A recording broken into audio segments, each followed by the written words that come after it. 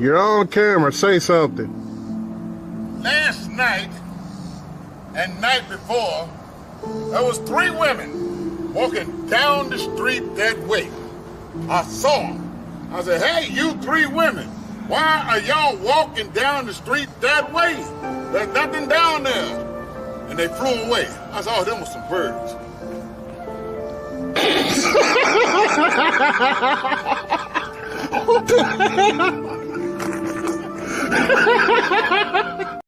Could be Trump. Yeah. Trump. Oh yeah. Trump. Could be Trump. Yeah. Trump. Oh yeah. Trump. Could be Trump. Yeah. Trump. Oh yeah. Trump. Could be Trump. Yeah. Trump. Oh yeah. Trump. Could be Trump. Yeah. Trump. Oh yeah. Trump. Could be Trump. Yeah. Trump. Oh yeah. Trump. Could be Trump. Yeah. Trump. Oh yeah. Trump. Could be Trump. Yeah. Trump. Oh yeah. Trump.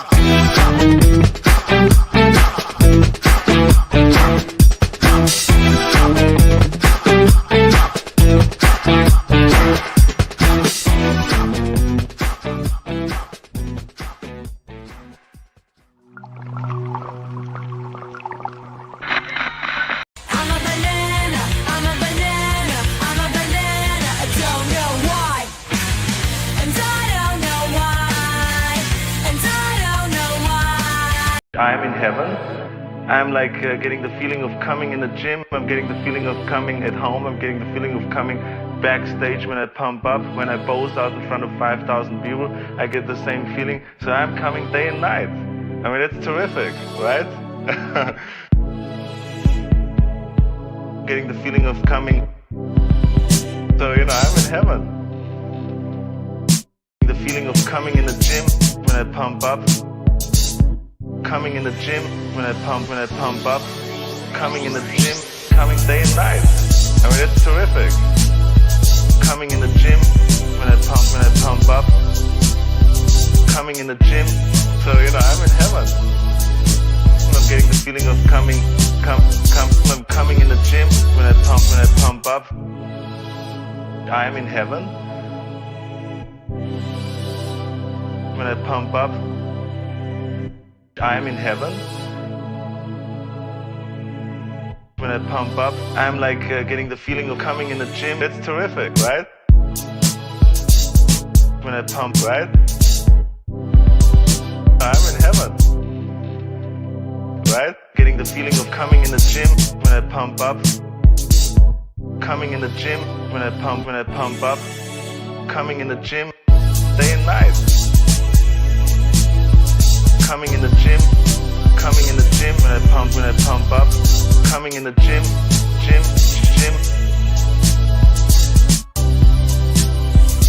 Coming in the gym when I pump up. I mean, it's terrific, right?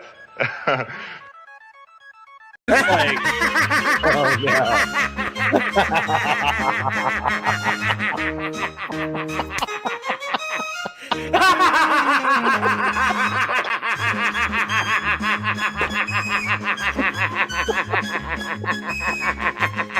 Holy shit. Jesus. Oh my god.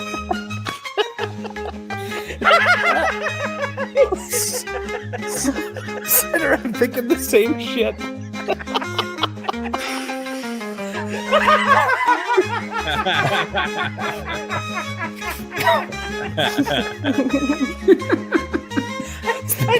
I can't breathe. I gotta stop looking at it.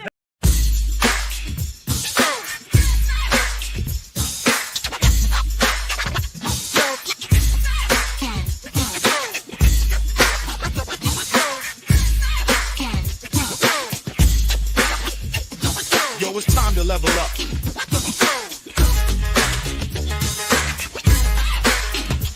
Get that firepower. We taking it all. Yeah. Boots on the ground. I'm running this race. Brick buster with the knuckles. No time to waste. Through the mushroom fields where the wild things grow. Jumping higher than the clouds. Let the energy flow. Never fold. Never break. Every step I take, I make the ground quake. Big shell creeping, he's the king of the crawl, but I'm built for the heat. I'm taking it all. Keep pushing through the hills, never back, never fall. It's a battle every step, but I'm taking it all. Fire in my soul, yeah, I'm breaking the walls. No matter what it takes, I'm saving it all.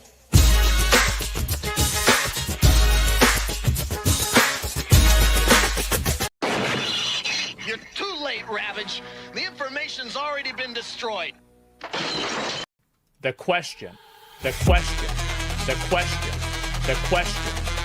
Did Elon Musk play this account to level 97? The answer is very simple. No. I will be victorious!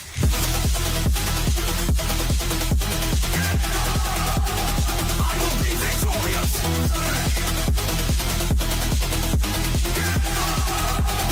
I will be victorious!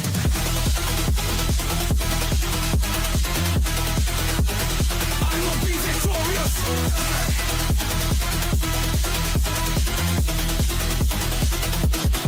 Look at me! I am Ahsoka now!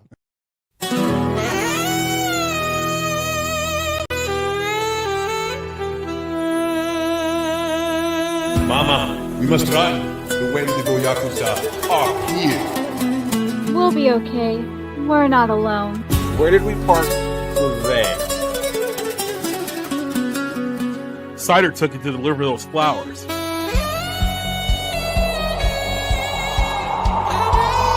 You all don't stand a chance. Underneath the moon's cold light, whispers linger in the night. Shadows dance with subtle grace. Secrets hide in every space.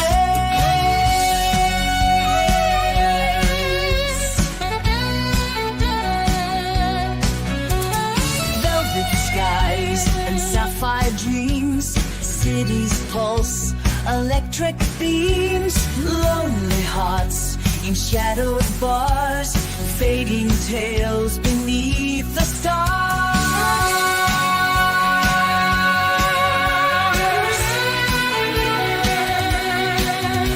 We dance in twilight's tender glow, where time moves soft and slow.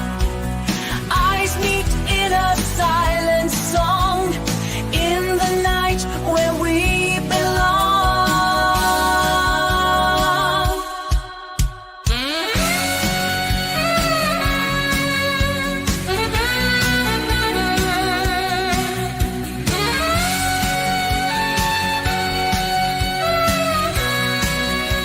Still, the absolute best intro on YouTube. I will fight someone in the streets somewhere in America over that. Don't worry. In fact, it may be at Creator Clash, as apparently iDubbbz has not embarrassed himself enough in the process of the last one, and also his dismal wife. Speaking of Creator Clash, Mr. Beast is getting blown out of the water this evening over his opinions on anime, and here to help me discuss that is the lovely Miss Nerdigans. Up Bloody Black Shirt Army. It has been an insane 48 hours for us.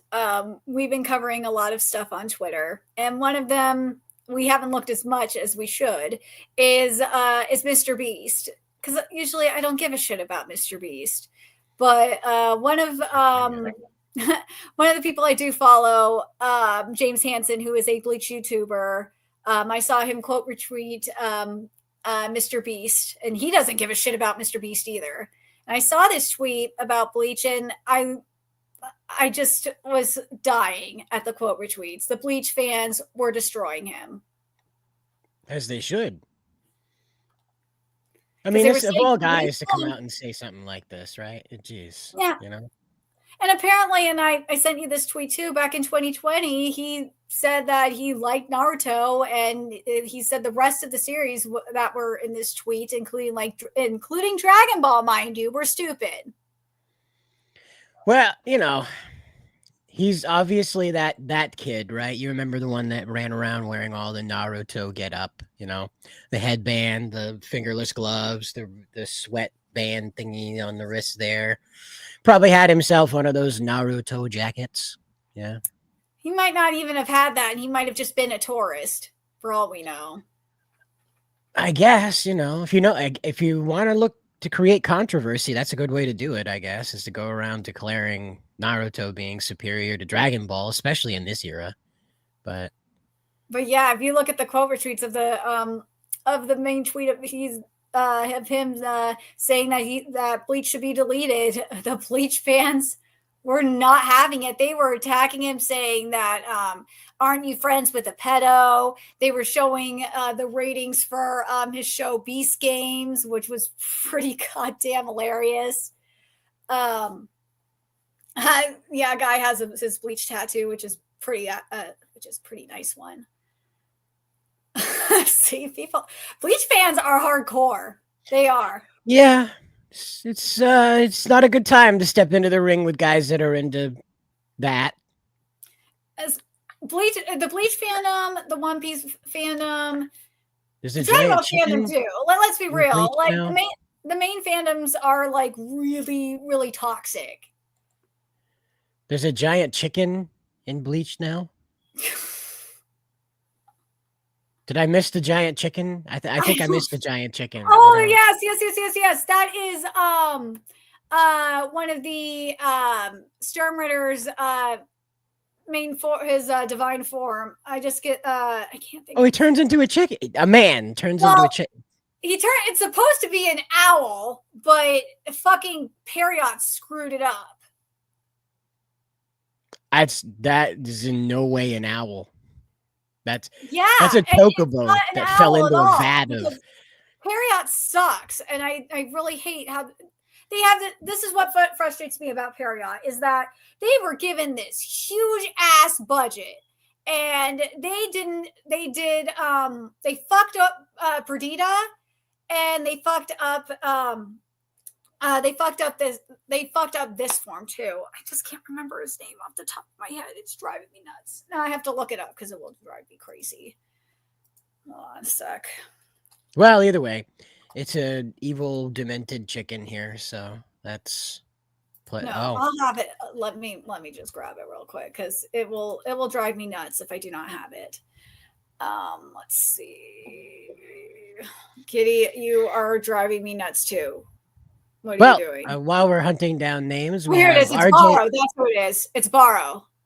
That's Borrow's form. His main form. Okay. Yeah. We have RJ McReady here. He says, first for America. We have Leslie Tarkin in the chat saying, hail to all you lovely people. And Sakura Mita here is as well, saying, any news on Jacob and Spencer? They'll be here later, as far as I know. I don't think they were in a car crash, considering they are in opposite sides of the continent. But I believe it's snowing where Jacob is. And I don't think it snowed. No. It's not where Jacob is, but not where Spencer is. Yeah. Spencer's in Arizona. It didn't snow where he is. Yeah, if it snows there, hell has frozen over. All right. The devil needs an electric blanket. But so the evil chicken is Bara. All right. It's Borrow. Barrow, not his sister Bara. And celebrating the butts of Bleach. Yep. Oh, the stage play. Yep, there's that. Yeah. That's one thing Japan does well is the stage show adaptations. Like they get the characters down like beautifully. I wish live action adaptations would do it, but they don't. I don't want to know. I don't want to know what that's going to do. That's going to do something horrific. Get ratio by Ichigo's Bankai. Oh, we're going to need Jacob to read this one, but I'll have to circle back a little later. Oh yeah, the Markiplier jumps and punches you in the face meme. Mm-hmm. Bleach haters are either racist or disgraceful humans. Yep, the no in between. And well, both apparently, if you ask I Show Speed. So Michael B. Jordan. Not Michael A. Jordan. That's Michael B. Jordan. And certainly not Michael C. Jordan.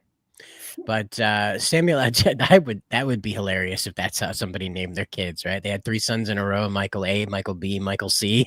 Yeah. But Samuel L. Jackson likes Bleach. Couldn't care less about some Mr. Beast opinion. So, okay, neat. We're gonna play like my dad could beat up your dad. I guess is that what we're doing now? All right. Oh, well, you don't want to get hit by that. You want to get hit by that. That's for sure. I didn't ask. Yep. There's.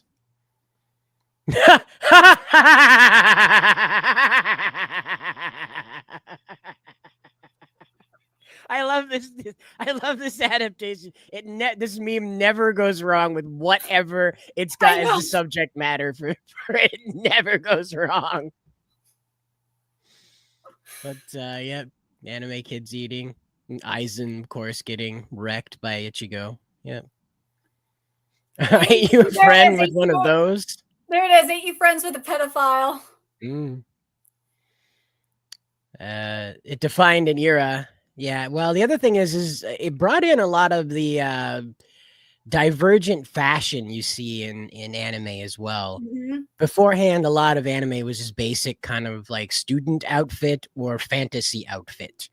And Kubo decided he wanted to like, urban fashion, and he merged that into a lot of the character designs. So, and as a result of that, we have urban fashion, because like a lot of street and urban fashion, we didn't see that a lot in anime. I mean, yeah, we had the uniform. Yeah, because I'm thinking about Yu Yu Hakusho too. We did have some street fashion in there, but it was mostly uniform fashion too.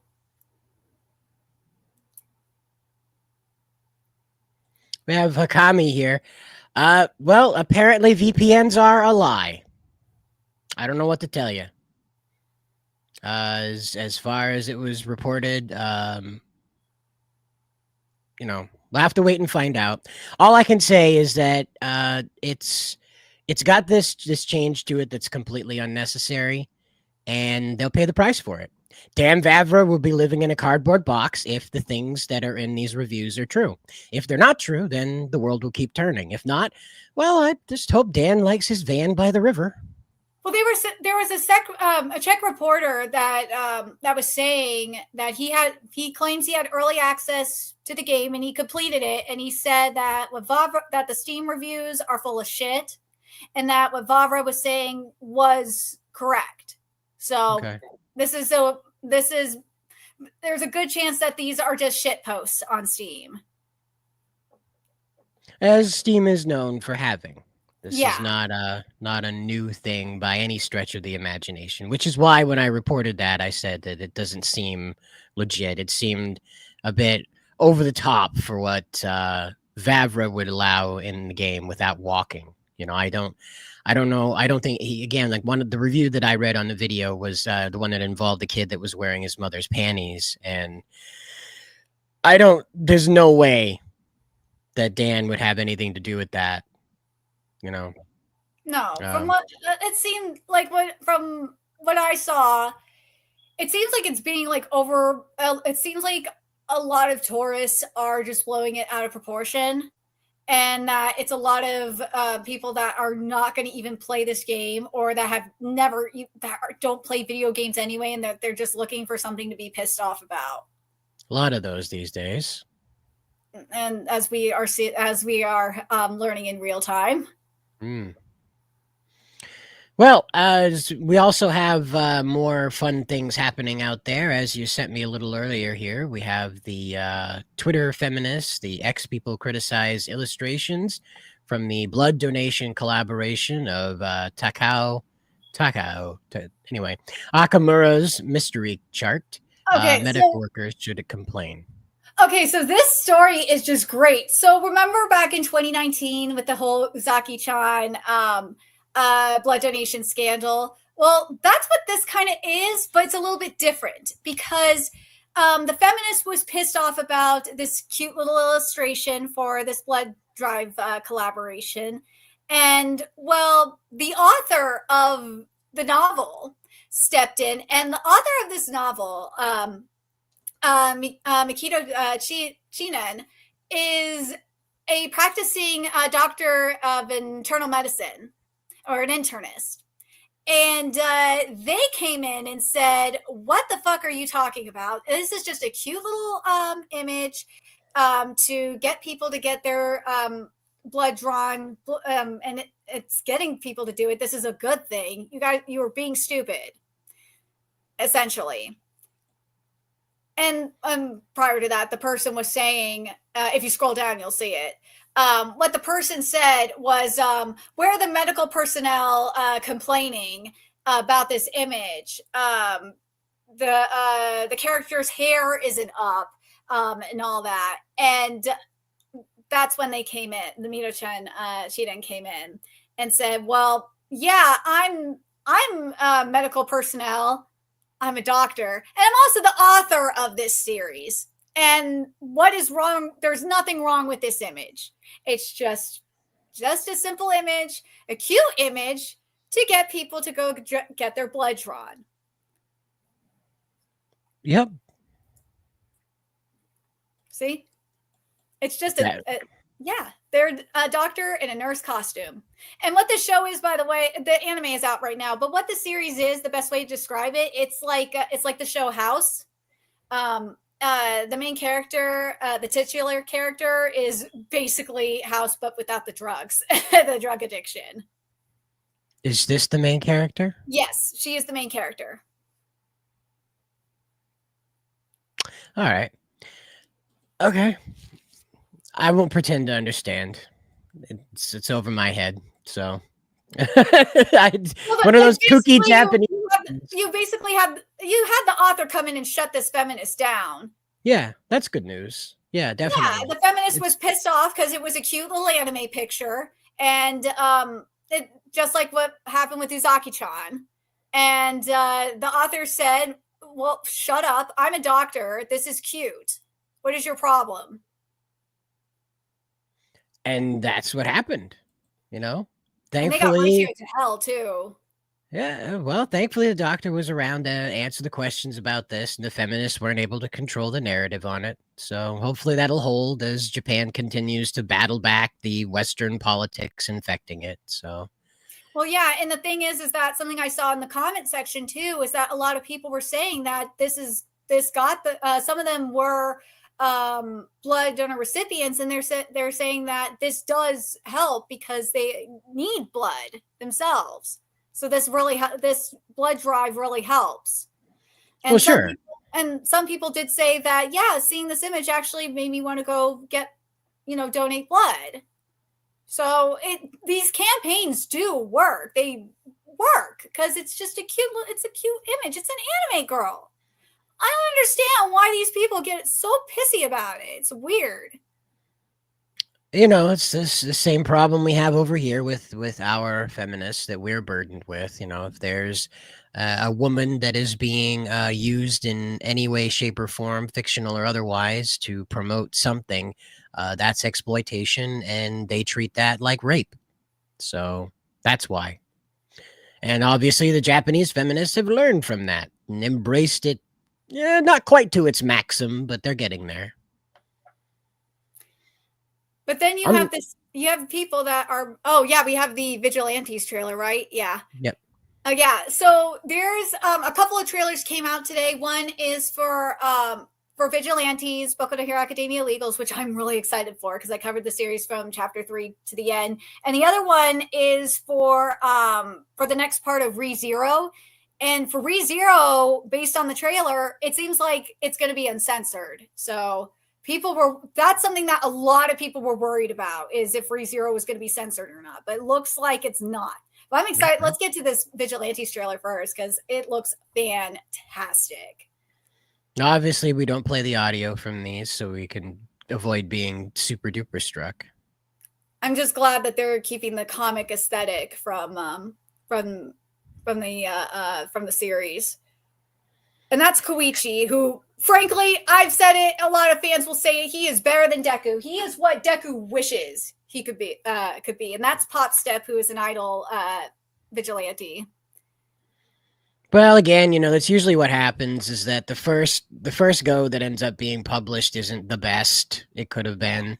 After the author has about 5 years into the world, they come up with probably a better story, that they've had time to play around with it. This is in Horikoshi, though. This is for Ahashi. But I'm going to say this, though, about Knuckle Duster. I'm still pissed off about the Knuckle Duster erasure in My Hero Academia. Without Knuckle Duster, and I'm spoiling it, you have to deal with it. You wouldn't have Stain. Knuckle Duster is that important of a character.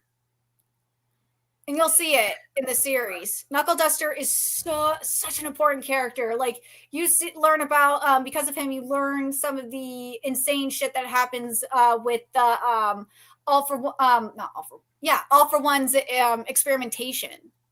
Like his like all the quirks he's absorbing. And it's just, he's such an amazing character.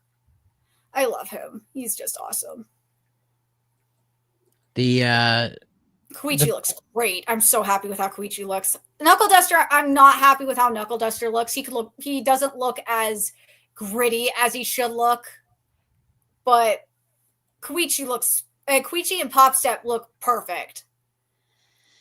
Well, and the thing that we're kind of on the outside on this one is the who's the target audience for it? Because the My Hero Academia guys have kind of grown up out of Deku's high school adventures. So, and are we going to see? Well, I just want to ask: is this meant to appeal to guys that are out of high school? Is that kind of the age group that they're kind of hitting for? Is like 17 to 25? Is that the age group they're aiming for here? I kind of think so, because this manga gets really, really dark at times. It does. Yeah. Because you got to, because these are all adults in this. Yep. You're following. These aren't high schoolers. These are adults. So yeah, I would say this is more for like the teenage demographic for sure. Like more so like the older teenage demographic. Yeah. Well, and it makes sense. I mean, My Hero Academia fell kind of flat because, you know, they kept to the teenage appeal situation, which again, in the West, they also have to obey. We heard about this, if they're censoring themselves. So perhaps this will have the ability to delve more into the universe that Horikoshi created, perhaps with a bit more of Horikoshi's intent to it, even though there's a different creator behind it. So, well, here's the thing with Horikoshi, and I realized this, and the difference between Horikoshi and Furuhashi, and I said this throughout the time I was covering both series, is that the thing is Horikoshi's hero writing is complete ass. He has the most fun writing anti-heroes and villains. That's when he's at his best. Furuhashi, on the other hand, he is a balanced writer. He can write heroes, he can write anti-heroes, and he can write villains. And they're fantastic. That's why Vigilantes is so good. If Horikoshi was able to write a good heroes, then you would have a way stronger manga for Boku no Hero Academia.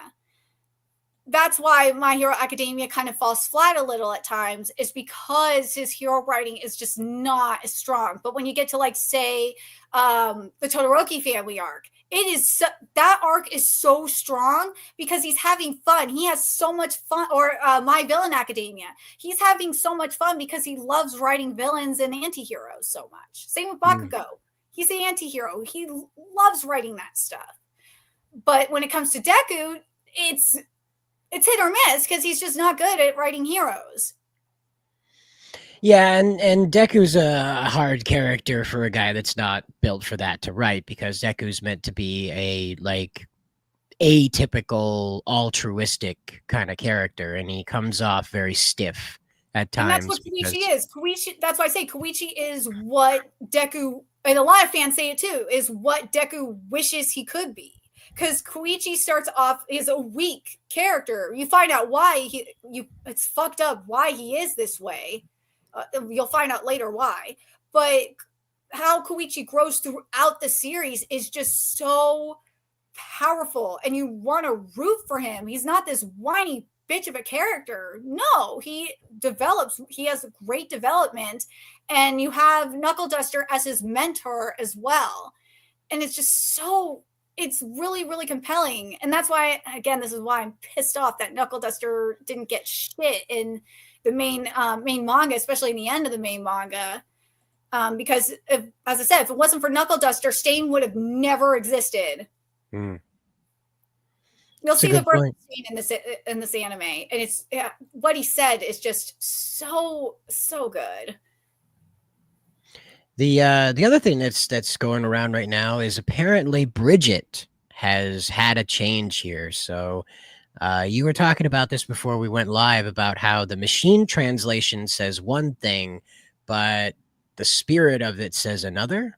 Yeah, so basically what has happened is the machine translation is saying that Bridget has masculine pronouns, but what my Japanese followers have told me is that that's not the case, that it's more neutral, that the Japanese word that's in there is like oneself. It means oneself in there. So that's why I'm just like, then why not use more neutral terms then? Because I messed around with the Deep L translation a little bit more, and it's like, couldn't they just do like they? Because I do this a little bit for when I cover manga and use and translate like the opening and closing text of like Spanish versions, and I have to manipulate it a little bit around in Deep L. And I'm just like, well, you could have just used they and them instead, and that way you would have it would be gender neutral and it would be fine. But it is what it is, I guess. But it's just crazy. This whole thing is wild. I've seen the other one that's kind of weird though. There's another translation that came out weird, and that was for Johnny. For Johnny in the Japanese, it said that it was like that he's manly and he's like manly and what was it? Manly dandy, something like that. And in the English version, they changed it to like chivalrous. I'm like, what? Why are you changing man? Or you could say it's mad. It's one version said, I think it was Deep L was saying that was like masculine or something like that. Okay. It's so like essentially they got rid of masculine or manly and changed it into chivalrous, which I thought was kind of odd. Yeah, well, again, they're trying to explain something that doesn't need to be explained. You know, this character is a long-standing trap. Yes, it's a trap. Yeah, and it's so like the OG trap. Well, that's why I didn't know what to call him, because Bridget predates all of this language, so I don't know, because nobody thought about this, nobody cared, when you fight, it's like finding out Samus is a dude, you just don't. It's not a woman. Sorry, Samus yeah, Bridget was like the one that like started trap culture. Like people, like a lot of people in Japan really care about Bridget. They were pissed when they tried to trans Bridget.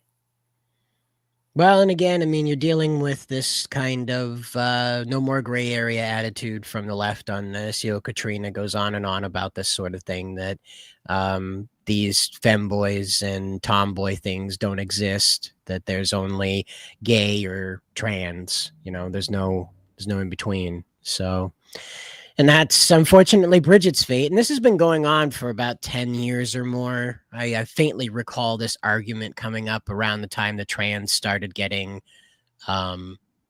really...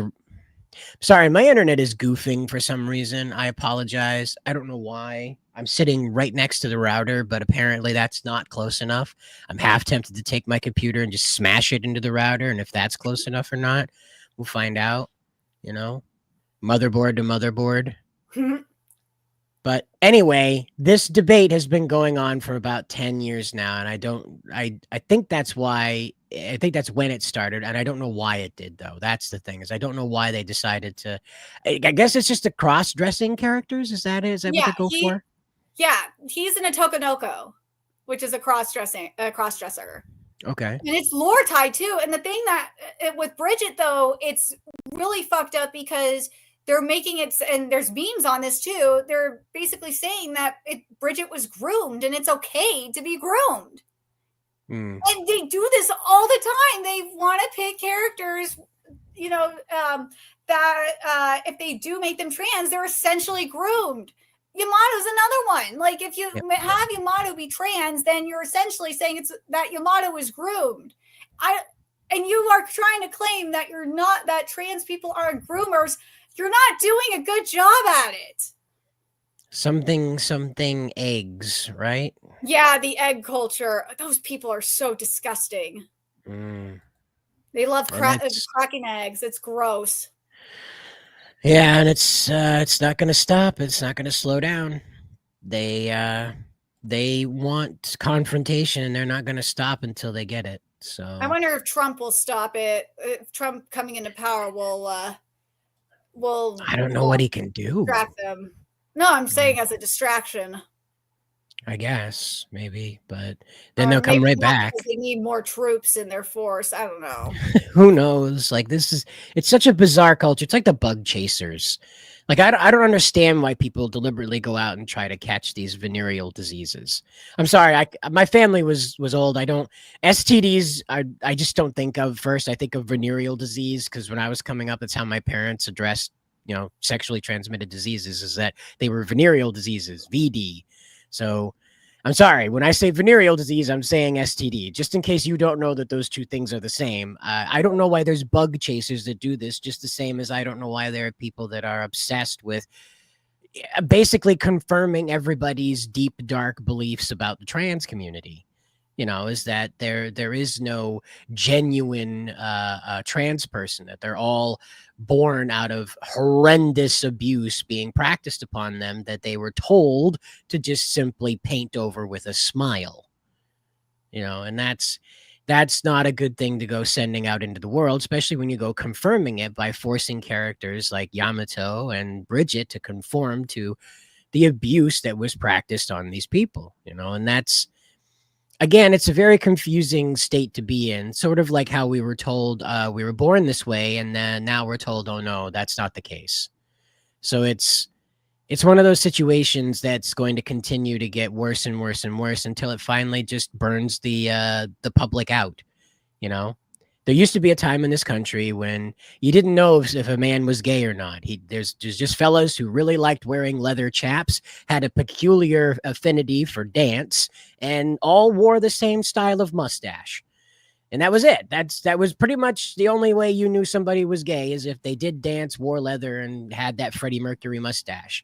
If those three things were present on one guy, he was either on his way to a fireman's calendar photo shoot or he was gay. That was the only two options you had there. But now, Well, there was a time where we were supposed to celebrate each other's differences and just celebrate who we are, not force other people to conform to a narrative. Right. Trump could do this, and he could say there's no more pride parades, because in reality, we're celebrating sex. That is a violation of decency laws. If I ever understood the law, if you want to go out there and have a bunch of rainbow parade, well, the problem is that you're celebrating sexuality, which again, on its face, is sex.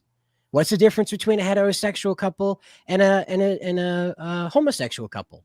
The sex. That's it. They don't bleed purple. Nope.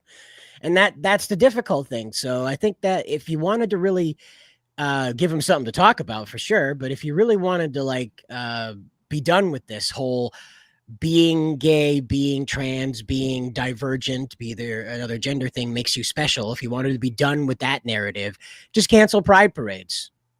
We're going to deny federal funding to communities that continue to do pride parades because that's sex, and we don't need to be doing that in the streets.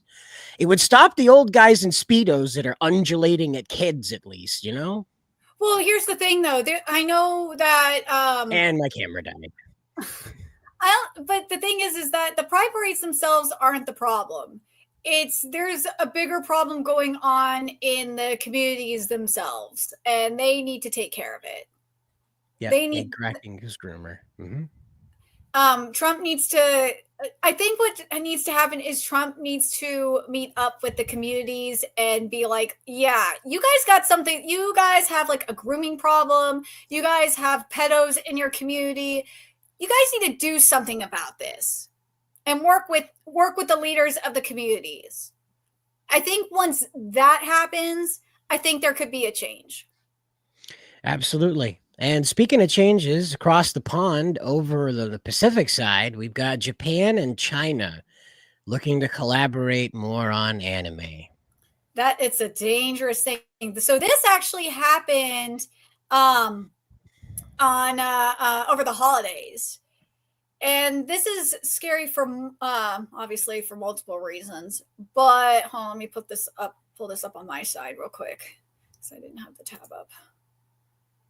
There we go. So this was at a recent conference, and notably, this included the agreement to this included agreeing to prioritize signing the Japan-China Memorandum of Understanding on co-production of audiovisual works. So this is described as means of promoting co-production of image works such as animation, drama, and documentary films of broadcasting and distribution.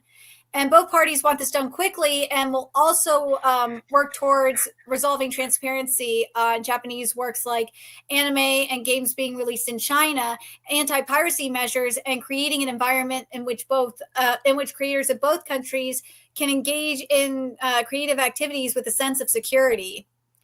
I don't believe that. Cool. A sense of security. That's a very fun phrase to say with China involved. And in terms of the piracy measure, I know that China has cracked down on at least a couple of big pirate sites over there, or at least one anyway. And I don't know if they are in jail yet, but I know they were arrested. Well, again, piracy is going to happen one way or the other. Somebody walking in with a thumb drive full of stuff. Remember, that's how how another those subbed anime last year got out all over 4chan. Somebody walked in with a thumb drive and just took it all out. So it doesn't matter. You're going to get pirates one way or another, man. But they what they're not smart about is. So here's what you do. You create a pirate site and you put up your anime a week after it aired naturally, but you disguise everything as a pirate site, even though it's official. And you go around and you pay influencers to talk about this website like it's a pirate site. Then your stuff gets out. Simple. You collect the ad revenue off that website. So it's just, they don't think anything through. They're boomers. They're just like, I want every penny, all the pennies, nothing else. Nobody, we get all the money from it or none of the money from it. And it's just stupid. It's brain dead. And I'm tired. Personally, I'm exhausted of the effort to try and kill piracy. Work with it. Work with it. It's never going away. It's been around since man could put his hands on another man's objects. Okay. It's been around forever, so work with it. Make it work for you. Like I said, make a fake pirate site. Make sure that you get all the ad revenue everywhere. Make sure that the ad blocker is not able to be enabled there like YouTube style, and just go with it. If they want to watch it for free, they have to sit through ads. There you go. Happen, though. They aren't that smart. No, they're not. And that's the hard part. It's the same thing with Visa going around canceling all this stuff. And I hazard a guess, when I was looking up the pornography laws in China, I have a feeling that they're behind what's gone on with Visa less than Australia is. No, I think it's part of me thinks Europe. There's some European countries that are behind it too. Yep. But speaking of that, there is the Nico. I forgot about this. To send you this, the Nico Nico platform, that adult art platform that got shut down. The platform people are flipping out about it. It wasn't even for R18 art that got shut down. It was R15 art, and from what Japanese Twitter said, R18 art wasn't allowed on it.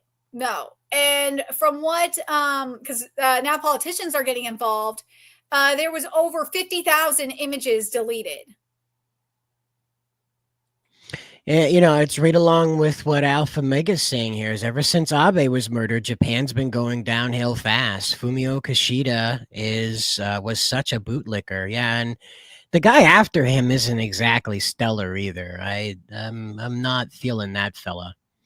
And Leslie says, great. Can't wait to see Mao's Little Red Book anime.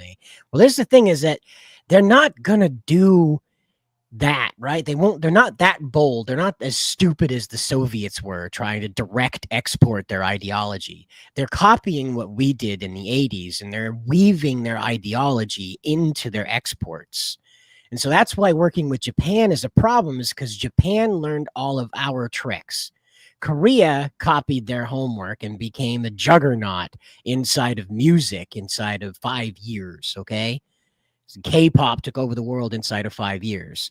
Not so much K-drama, not so much K-comedy, whatever the hell else they've done over there. It's specifically been the music. Starting to take over, is starting to get popular over here, though, to be fair. Well, there you go. So that's happening too. But again, they learned from how we were exporting our culture. And so this is the trouble with having China and Japan team up, is that Japan has our cheat sheet and China needs that.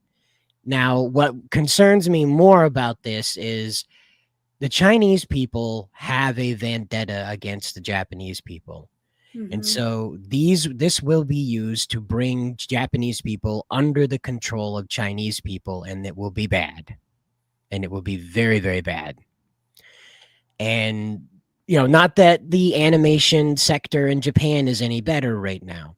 See, this is the big problem, is that we just had this announcement. Japan is committing $500 billion worth of investment into the U.S. All right. So they are throwing all they have at us in Trump's big hopes of the golden age here. Now that means on the other end that they have $500 billion worth of revenue over the next 10 years they guarantee coming in.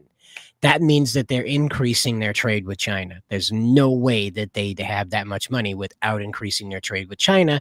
And here it is. This is meant to bring more entertainment in. Nerdigans, if I'm cutting out, you got to let me know, because I see my. You're not my cutting out little, at all. Okay. All right, thank you. My little Wi-Fi icon goes down, and I go, oh shit. So yeah, I'll let you know if you're cutting out, but you're not. All right. So the problem with it is that they're going to double this up, and so right now it's just the anime stuff. Soon it'll be technology. Soon it'll be clothing. Soon more and more of what the Japanese consume will come from China in order to make this investment possible that they've guaranteed to the U.S. And I'm not feeling it. I'm really not feeling it. And the biggest problem, in my opinion, about that is that Japan, in my opinion, is America's little brother. Yes, the country's existed longer than ours, but we came in and hit a hard reset on that country. We took a bunch of samurai waving their swords in the air as they ran horses without shoes across, horses without horseshoes across countryside, lobbing the heads off of their fellow people. We ripped them out of that, slapped them into some business suits, and set them up with this crazy thing called a corporate structure. And now Japan basically rules the world as far as, they did for a time anyway, in the early 2000s and the 90s, as far as like cool stuff goes. When you thought of cool things, you thought of Japanese products. And that wasn't because in the 1940s they just woke up one day and they were like, well, enough of this samurai stuff, time to get a job. There was it wasn't that. It was two drops of sun that changed their mind about everything. And then of course we moved in and gave them their constitution that they're currently trying to rewrite to have a military, because we came in and said, hi, we're the ones that dropped the sun on you twice. Here's this document that says you're going to do everything we say and you're going to like it and you're never going to raise a finger again. Bye. And the problem with that is that the problem with losing that relationship is that Japan is a huge driver in American innovation, in American entertainment, and above all, in American culture. Now, you say what you like about anime, say what you like about K-pop, say what you like about, the Doctor Who, Top Gear, European entertainment. Japanese entertainment has been specifically made, tailored, and distilled down to appeal to Americans. So much so that the Japanese culture on the ground has taken that on because of how hard the media has pitched to us. Okay, we are a linked nation, If we lose Japan to China, we basically lose Hawaii. We lose, all of these states basically. We lose a state to China. And that's really what's at stake here with this. Now I know, oh yeah, they're just going to work on some anime together. Sure, it's that domino meme. China and Japan working together on an anime, and all the way up here on the other end is the US has no allies in the world. I think it will change, though. I think here's the thing, though, that I find interesting about this is, remember what we talked about last week with the AI that's happening. The purpose of that, of using more AI, was so anime studios wouldn't be outsourcing to China and that everything would be in-house. No, it doesn't say anything about BlackRock in this article. Right. Not the BlackRock, I don't think is involved in this. This is something else. At least not directly. And Alpha Omega here, he says, we didn't get rid of the samurai. They overthrew the shogunate themselves. Also, World War II turned them into a vassal state. See the CIA creating and funding LDP since 1952 for more. Sure. What I'm saying is that the introduction of American ideology took them from the warring people that they were and put them into suits. You can say all you like about how the English influenced them or whatever, but as soon as the ground cooled off from those nukes, they were riding around in like cars that looked like Mustangs, trying to emulate the American experience immediately. And I don't know if that was their choice. To be honest with you, I don't know. We like to say that was their choice. They were so impressed with how we dropped the sun on them twice that they decided to become just like us. But I always wonder. There's a little question in the back of my mind when I watch those early anime, early 90s anime about just how off the Japanese miracle was for people who weren't in the corporate structure. If you weren't a corporate man, it's like the Get Backers anime. You remember the Get Backers? Yeah. That one talks a lot about how the buildings and the people caught up in all of that, the city eating people and mutating them and forcing them to fight against each other, and kids growing up without their parents and things. That again, very entertaining concept, neat and all. But when you're like, where did he get the idea for that? Where did the inspiration? Oh. When you finally connect the dots about, the anime like the Tokyo Godfathers. Yeah. Like when you finally connect the dots with that being based on a real story, you just rip your heart right out of your chest, Part of Paranoia Agent. Episodes in Paranoia Agent are pulled directly from Japanese news. That one where the kid is going down the street on the scooter with the baseball bat. You remember the Paranoia Agent kid they're chasing that keeps hitting people with the baseball bat and they go crazy? Yeah. That was a real thing in Japan. For like 2 weeks, there was a couple of kids on a scooter that would just drive down the road and they would stand up on the back of the scooter and just take somebody out. Just whack them right on the head. And the only reasoning they had was it was fun. That was it. That was the only reason why they did it, was because it was fun. And so there's that kind of crack that happened with them, that like you take these people who were like very, very much counter to our way of life, and then thrust them into it at light speed with no exceptions. And then what do you know? When they get bad test scores, they throw themselves off of buildings. And now we're going to let China take control of that. It's like, what could go wrong? It's so crazy. Like, then you got the whole thing that's happening now, and I sent this to you too, and a lot of people have been talking about it, is the psychos that are praising the censorship with Macross that Disney and here in the States Hulu did. And it is in Dynamite 7. They removed when the subplot where there's basically almost a attempted lesbian sexual assault, so to speak. And the people that are praising this are saying that it's good that it's happening because it's icky and gross and it didn't need to be there. And I'm just like, what? Why are you First of all, this is in Japan as well, the Disney Plus and Hulu. or not Hulu, I'm sorry, Disney Plus. It's still uncensored on Amazon Prime Japan and Bandai Channel, by the way. Okay, I see the problem. Yeah. This person likes Bravern.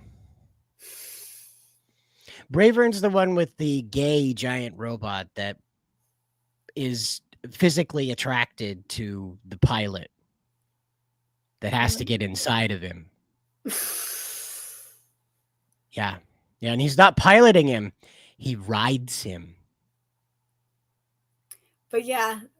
Japan. All right. Maybe 2 nukes wasn't enough, right? I'm kidding. That's what these people, a lot of people actually believe that. It's fucking annoying. But yeah, see, I think it's great that that the scene isn't being kept. Actually, if you even watch the original, the scene just happens and it's gross regardless of reasoning. If you want to see the scene, just watch the original. It's still there. You have to pirate the original, you stupid fuck. Damn, Alphamon. Like, are you like, do these people Gundam know, Seed like, Lover. Harmony Gold made it so you have to pirate it, you fucking retards? The subplot was the only blight on an otherwise perfect OVA, so this is basically just the ideal version. It's also like maybe 5 minutes total of screen time out of 90 minutes and is completely self-contained, so I don't know, this is fine. You're going to see more of that attitude. Well, you're going to see more of that attitude, right? There's a scene in Herbie the Love Bug. Do you remember Herbie the Love Bug? Yes. The original one, The Love Bug,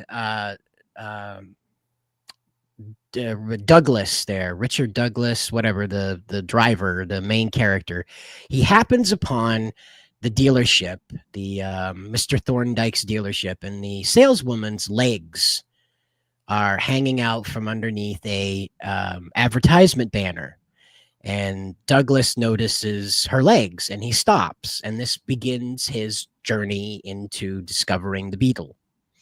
How do you cut that out and then have him end up in the dealership? It's an uncomfortable scene for people in this day and era because he's quite clearly leering at her. He's quite clearly only in the dealership to try and get with her, to be physical with her. And he even kind of pins her at one point, not like pins her down to the ground, but he does the whole against the wall, chest to chest thing, tries to talk down to her sort of situation to get her, to jump in with him, I guess. And so what is otherwise harmless to you and I, who have 2 brain cells or more to rub together, to these people is, tantamount to sexual assault. Now, I understand the scene in the anime is much more extreme than what I'm talking about. But what you do is you end up chopping this stuff out, and for better or for worse, it might make the movie more enjoyable for people, but that isn't the point. And the thing is, though, is that, and this is my argument, is that art is not supposed to be all rainbow and unicorns. Life isn't all rainbow and unicorns. There's gonna be like art that makes you feel like shit. It's going to make you feel uncomfortable. That's just how it is. I don't understand why people, these mofos must have been coddled or something. And hell, I was coddled and sheltered when I was younger, but I'm not a complete dumbass. Like, come on. And then, like, the second tweet of my thread, you see, like, what it is. These people can't separate fiction from reality.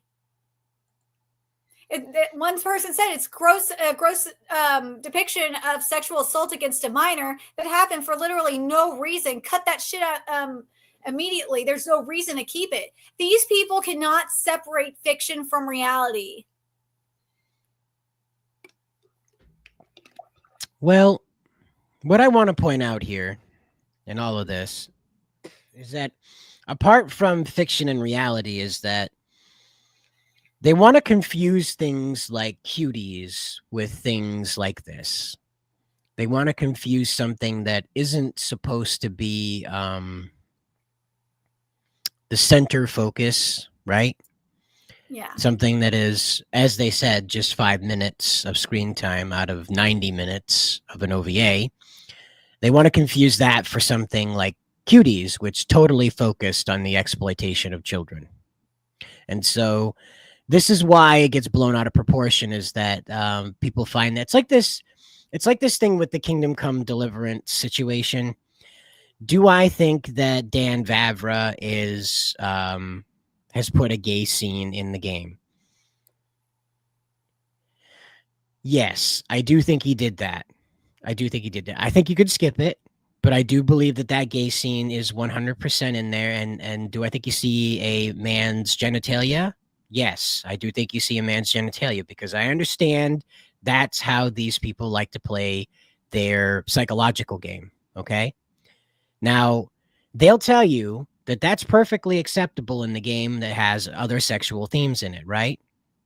Where they have a problem is that when they walk into something like Macross that has all this hyper violence, where characters are being exploded, there's giant characters smashing not so giant characters, there's horrible death, like horrible death, not even like the quick explodey death, like horrible suffering death, torture. That's not a problem. That's not the problem. Nope. This 5-minute thing, though, it wrecks the whole thing. We can't have it. We got to delete it. And it's also icky because it's a lesbian situation too. I don't know. Are they complaining about that part? Oh yeah, okay. That might be even more what drove it. Then now that you point that out, you got a good point. Now that it's been, yeah, I forgot that.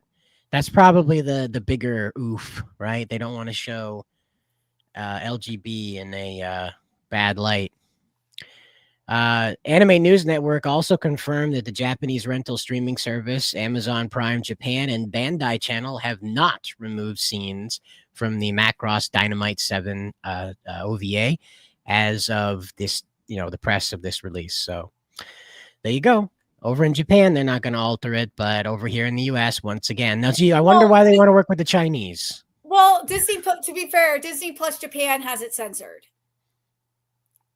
But again, I wouldn't, they have everything censored. So, but not everything is censored on Disney Plus Japan, mind you, but that's why people are like really shocked by this, is the fact that, that this is censored on even in Japan.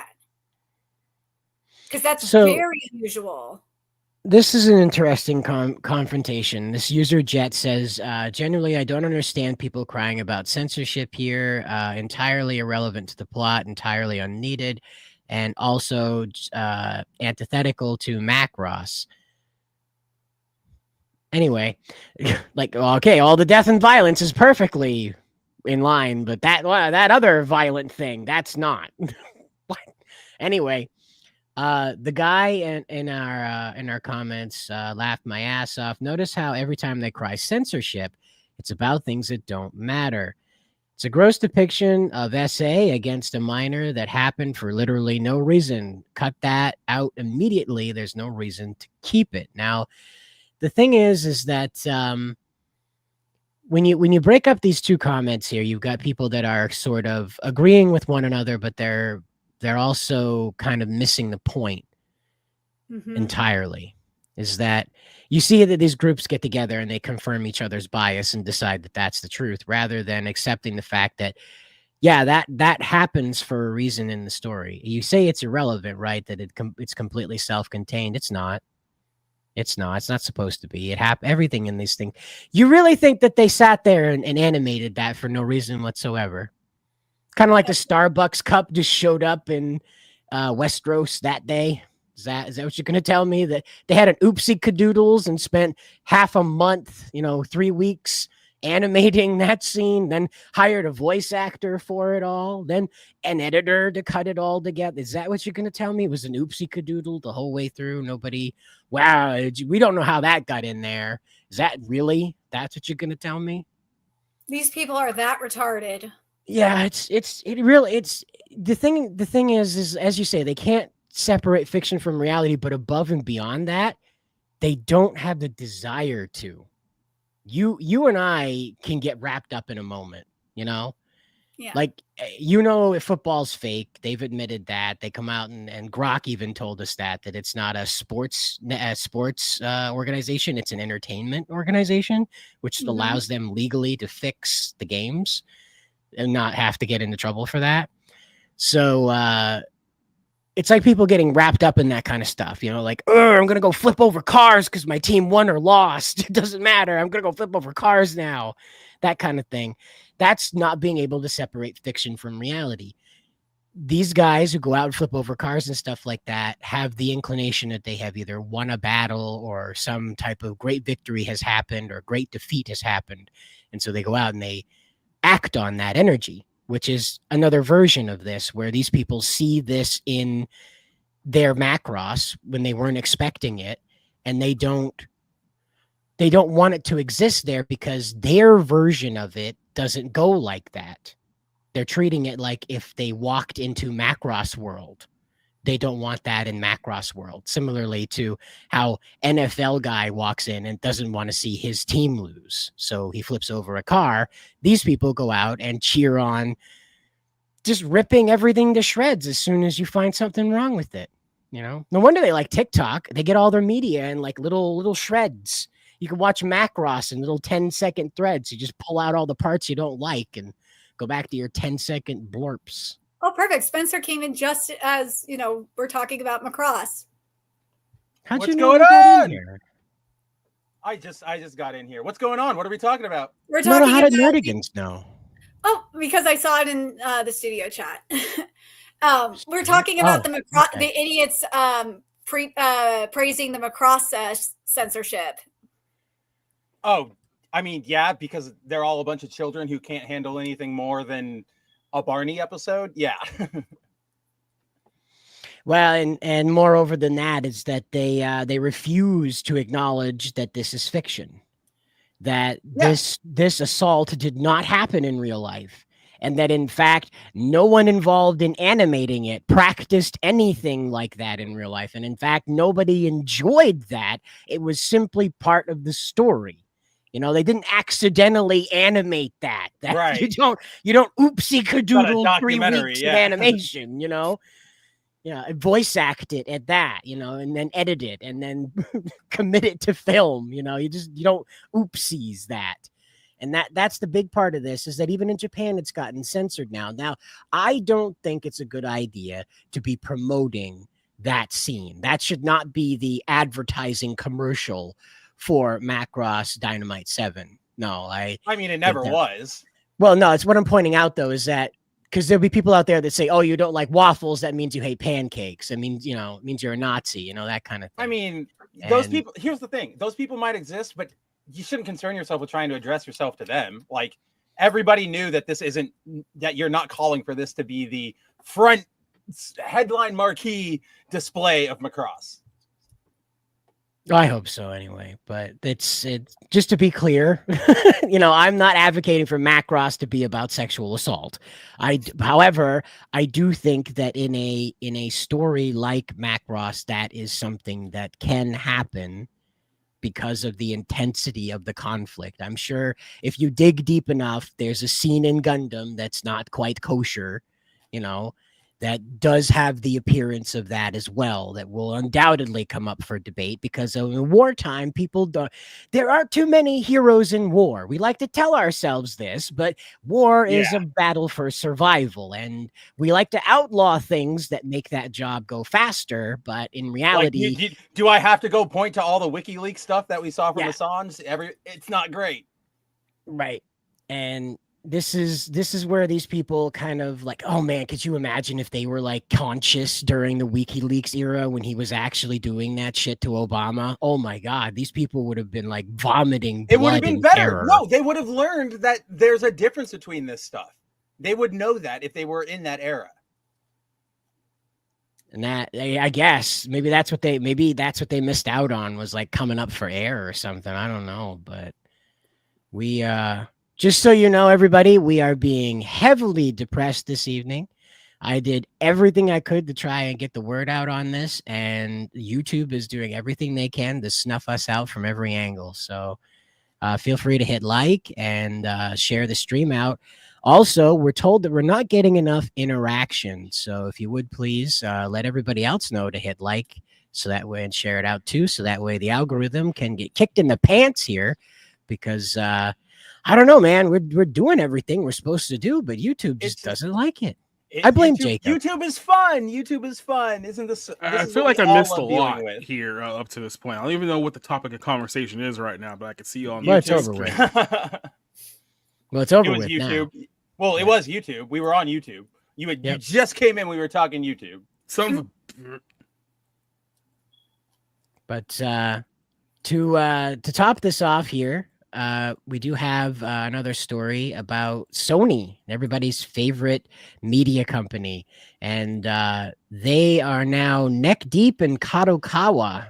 And for better or for worse, Kadokawa employees are happy about it. So it just goes to show kind of how the corporate thing in Japan's going. Well, okay, well, there's it's not that clear cut. So the reason that Kadokawa employees are super happy that there's new leadership is because the old president was a bad president.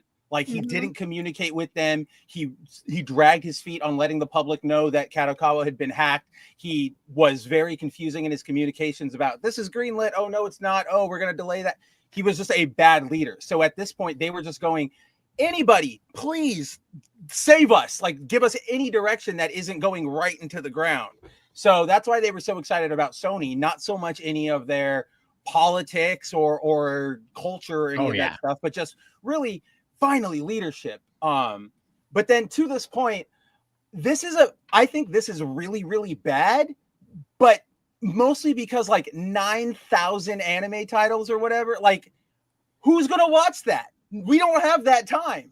Like that's 9,000 just from Kadokawa. What about the like Toei or Mappa or anybody else? Just this just means that like no matter how good something is, it'll get made and only 5 people will watch it because nobody has the time. Well, this is also talking about like published works. It's manga, light novels, and published works. It's not anime. Yeah, and the thing that's still great a about lot, what's though. happening That's here, still a lot.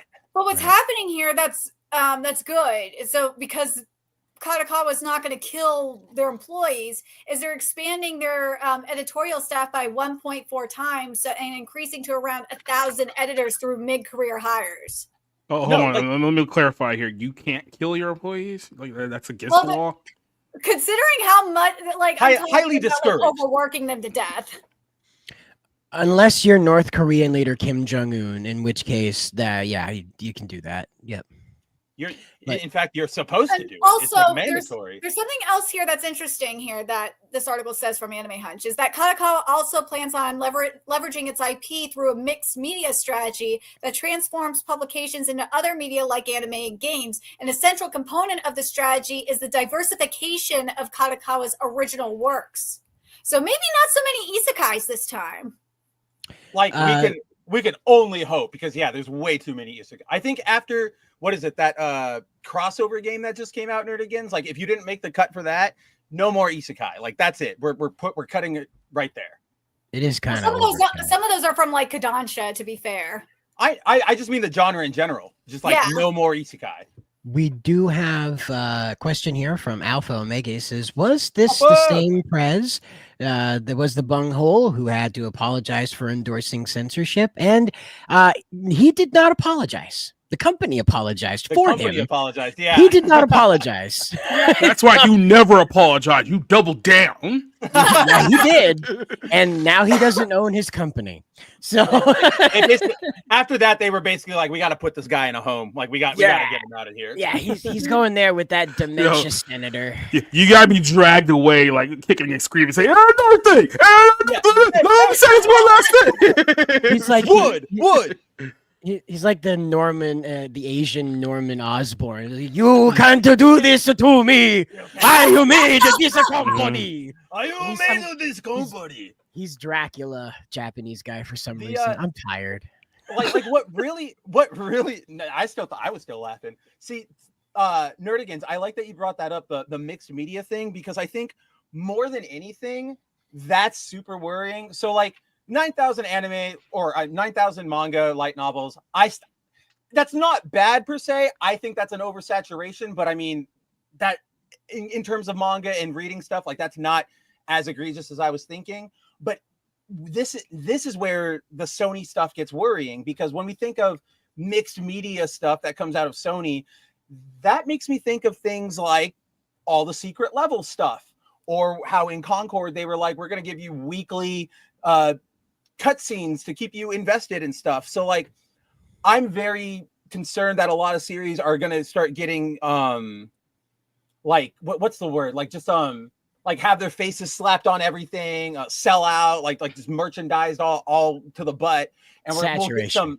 That's I think that's the word I'm looking for. Like I worry that we're going to see like a Netflix thing. Well, but like more so, right? Because now that Sony can touch like the Kadokawa stuff,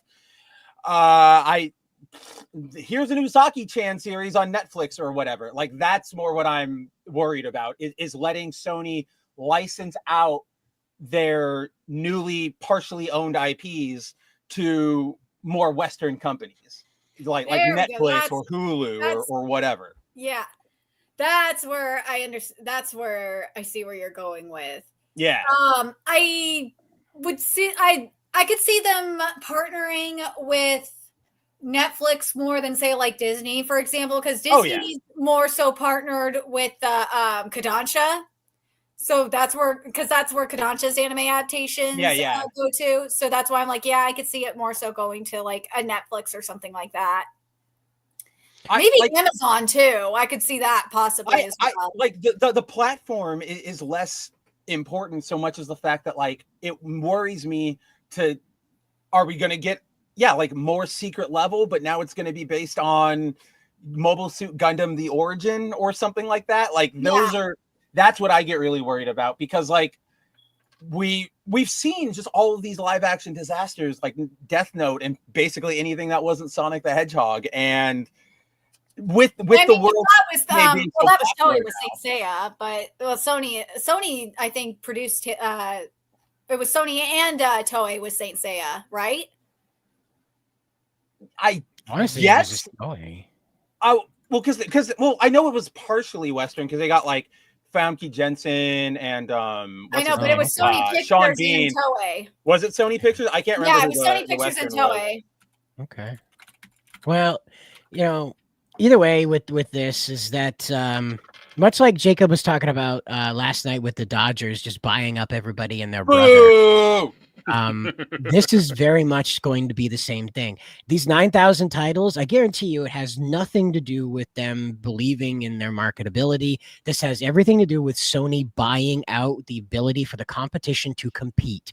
What do 9,000 titles mean? That means 9,000 titles that are in Sony's back pocket now that will go into the dustbin of history simply because they own them.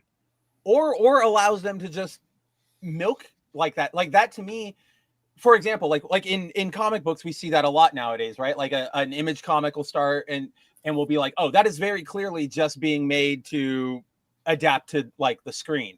That's what I also think that they're going to start doing is like, oh, just start adapting everything. We've got everything. People like an anime. Like instead of it'll be the Kodansha cinematic universe or whatever instead. For the Kadokawa cinematic. Oh Kadokawa cinematic universe. But yeah, I mean they do have Comic Walker, so it'll probably be a lot more. They'll probably utilize Comic Walker a lot more, kind of like how Shueisha is utilizing Jump Plus and Kodansha is utilizing Magapoke.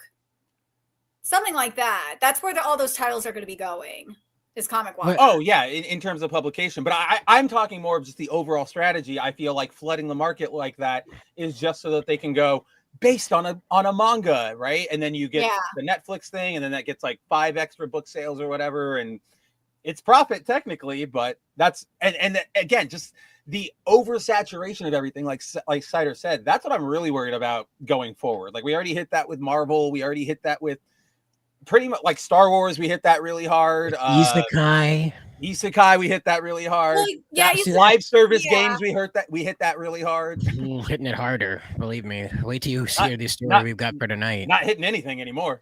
Well, the fact that they're saying the fact that they're saying it's going to be like more diversified kind of thing, I hope that's going to be less isekai and it's going to be like more of a variety of content. That's kind of what I think they're talking about. Like I know I don't know if anybody in the chat is reacting to it. I probably not, because I know our viewers are all very, very, very, very intelligent people. But yeah, I don't think the diversification they're talking about there is like, we're going to put more gay characters in it or anything like that. I think it's what you mean, where they're going to start offering more genres, because now, it's all isekai, and it's also a lot of they also do a lot of like manga adaptations of anime, like stuff that is already out, and also Elden Ring as well. You have Elden Ring. They do like the Kill la Kill adaptation. They did the like they do those, which are like cool, but also not as big of a draw as like an original series. Elden Ring is really good, though. If you've read Elden Ring Road to Erdtree, that is so funny. Yeah, the Elden Ring one's good. So that sucks. What? See, I was just looking up that Toei owns Digimon, not Kadokawa, and I was like, well, we could have a really fun time with a botched Digimon live action Netflix original series that would be god awful, but boy, would it be a click farm. Oh, I mean, great. Don't put that out in the universe. I was gonna say, like, that's not out of the realm of possibility. It's not, because Toei really does work with Sony, so it is still possible. Digimon has enough of a like consistent fan base still.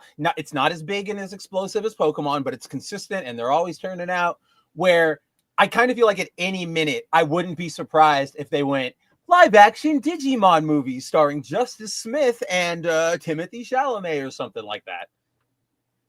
Timothy Chalamet is playing live action Agumon. That would be funny. Oh, that'd be even better. Yes, there we go.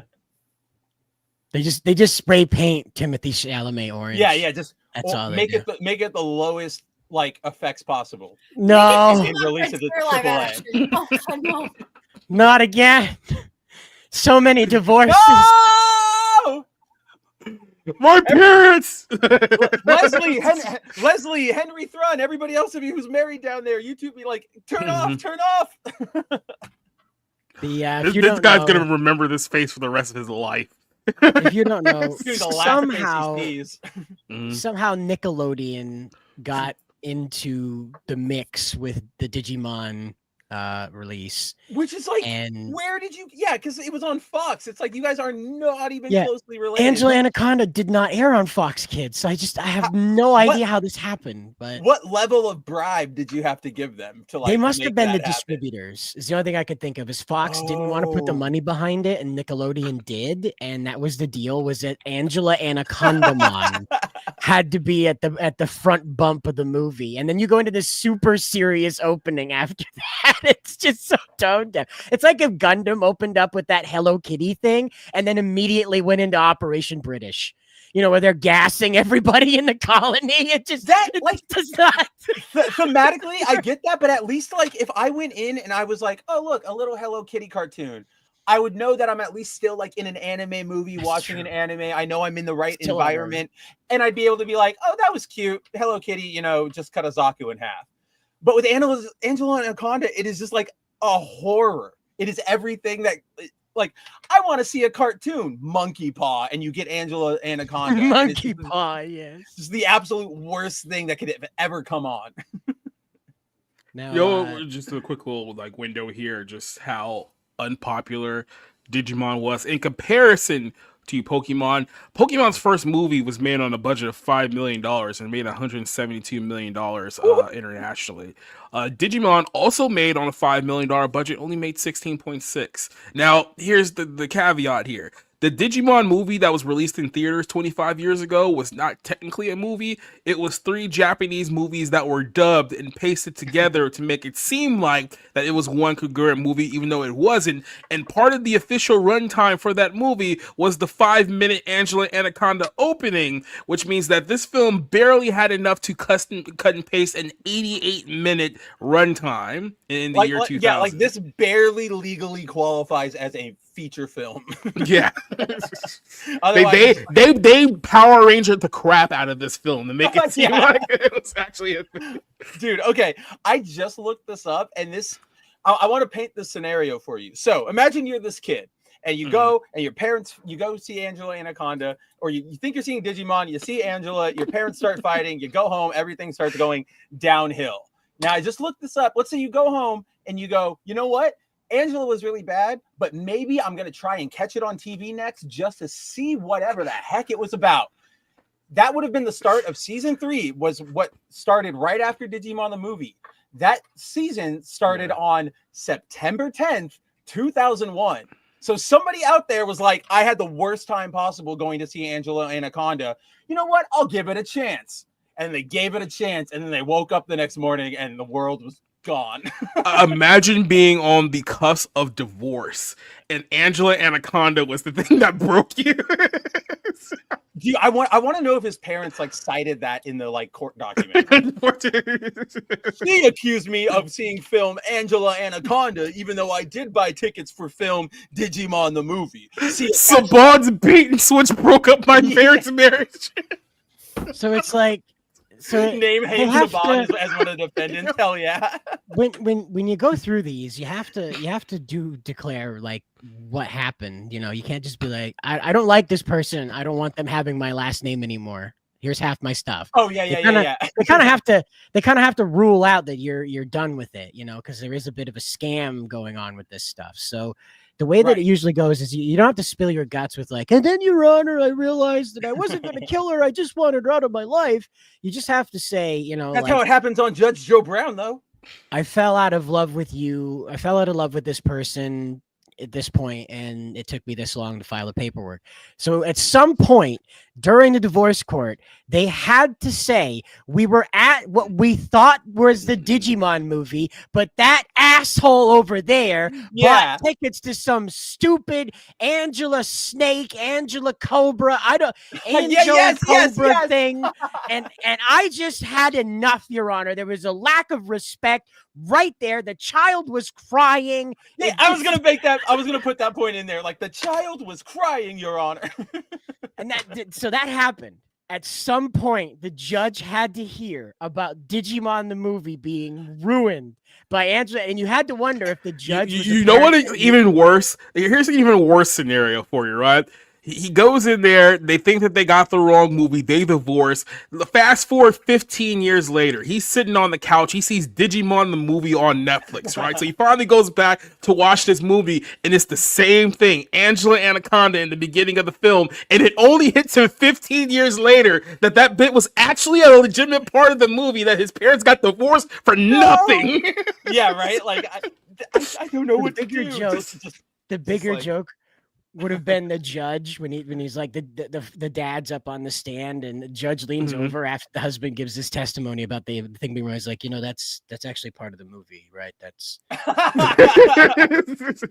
that was I saw it with my kid a couple days ago too. Well, yeah, he's like he's just holding the gavel. He's just, you know, it's like, you know, they grow giant in order because the Digimon grow. If you just watch the movie, you would have got it.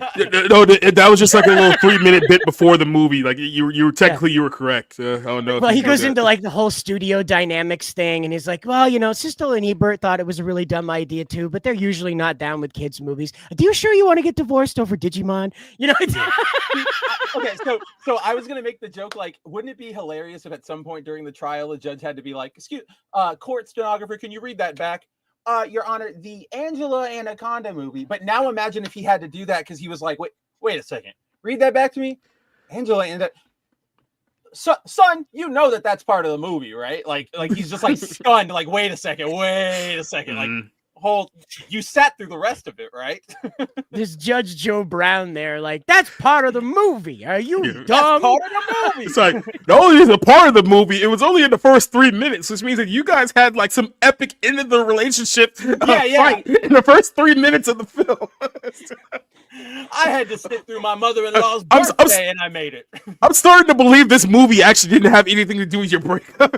Yeah, right. Can you imagine the kid's really sad, stuff like that? So he sends a letter to Universal Studios or whoever distributed the movie to complain that Digimon broke up his parents. And they send him a letter back with like, I don't think it was our fault, kid. I think they wouldn't have made it through Lopmon. Man, I was going to say, Lopmon. Like, imagine if he writes that letter and then they just send him back like the very generic like response press kit. Like, hey, Cider, thanks for being a fan of Digimon. You're a Digidestined. Check us out every Saturday morning at 8. Even worse, even worse is just a box, and then there's a card that says "Sorry, kid," and inside's like an Agumon plushie. And that's all they give. Or it's straight up. They send him straight up like a box set of Angela Anaconda. Just completely misread the entire situation. And so some executive didn't even actually read the letter. He's like, "Oh, I hear you're a big fan of Angela Anaconda. Here's some more stuff for you." But we had a lot of Angela Anaconda. That's what I was gonna say. That's the reason he jumped to that. He's just like, dude, I gotta get rid of these. There's a distraught letter from a distraught child. Send him a truckload of Angela Anaconda merch. What's that? The Make-A-Wish kid wants to meet John Cena? Well, he's getting a couple DVDs, that's for sure. No, can you only imagine like the clearance section of like the Angela Anaconda merchandise? Right? I can't even imagine what like the idea of Angela Anaconda merchandise is something I can't even wrap my brain around, because I have to feel like even the dumbest Hollywood exec would have been like, dude, no, like nobody's gonna put that face. It was $24.99 and now it's $2.82. Is this for children? Is this for boys? Is this for girls? Is this for teenagers? Who is this show for? Oh, it's for 40-year-old single women that never got over being the bully that wanted to be the victim instead. Did any of you guys got like Dollar General? What show genuinely is about. Did any of you guys got Dollar General anywhere in your neighborhood? Yeah, you know what I think to myself? You ever know you walk into like a Dollar General and there's just like boxes that are unopened that are just all over the store, and no one who works there seems to care about actually like putting them up on shelves anywhere. I just feel like it's just boxes, just Angela Anaconda merchandise in those places. Somewhere, you know, they found that Burger King that was perfectly preserved in the mall that they just walled over, and it was like the napkins were in there, drink machines, all that stuff. Power was still on and everything. So somewhere out there is a walled off part of a mall that's just full of Angela Anaconda merch. That's just full of all those old TV shows, like that Polly, whatever the flat one was. Remember the one that was about the other teenage girl that had a brother that was annoying, and they were flat pieces of paper. Oh, I do. And she was Polly something or other, you know. Yeah. Oh, like I do. Yeah. I know what you're saying, but you know, and it's full of all that merch. Yeah. It's got like Kablam merch and just all those awkward Nickelodeon, we don't know what to show kids era. You know, what do children like again?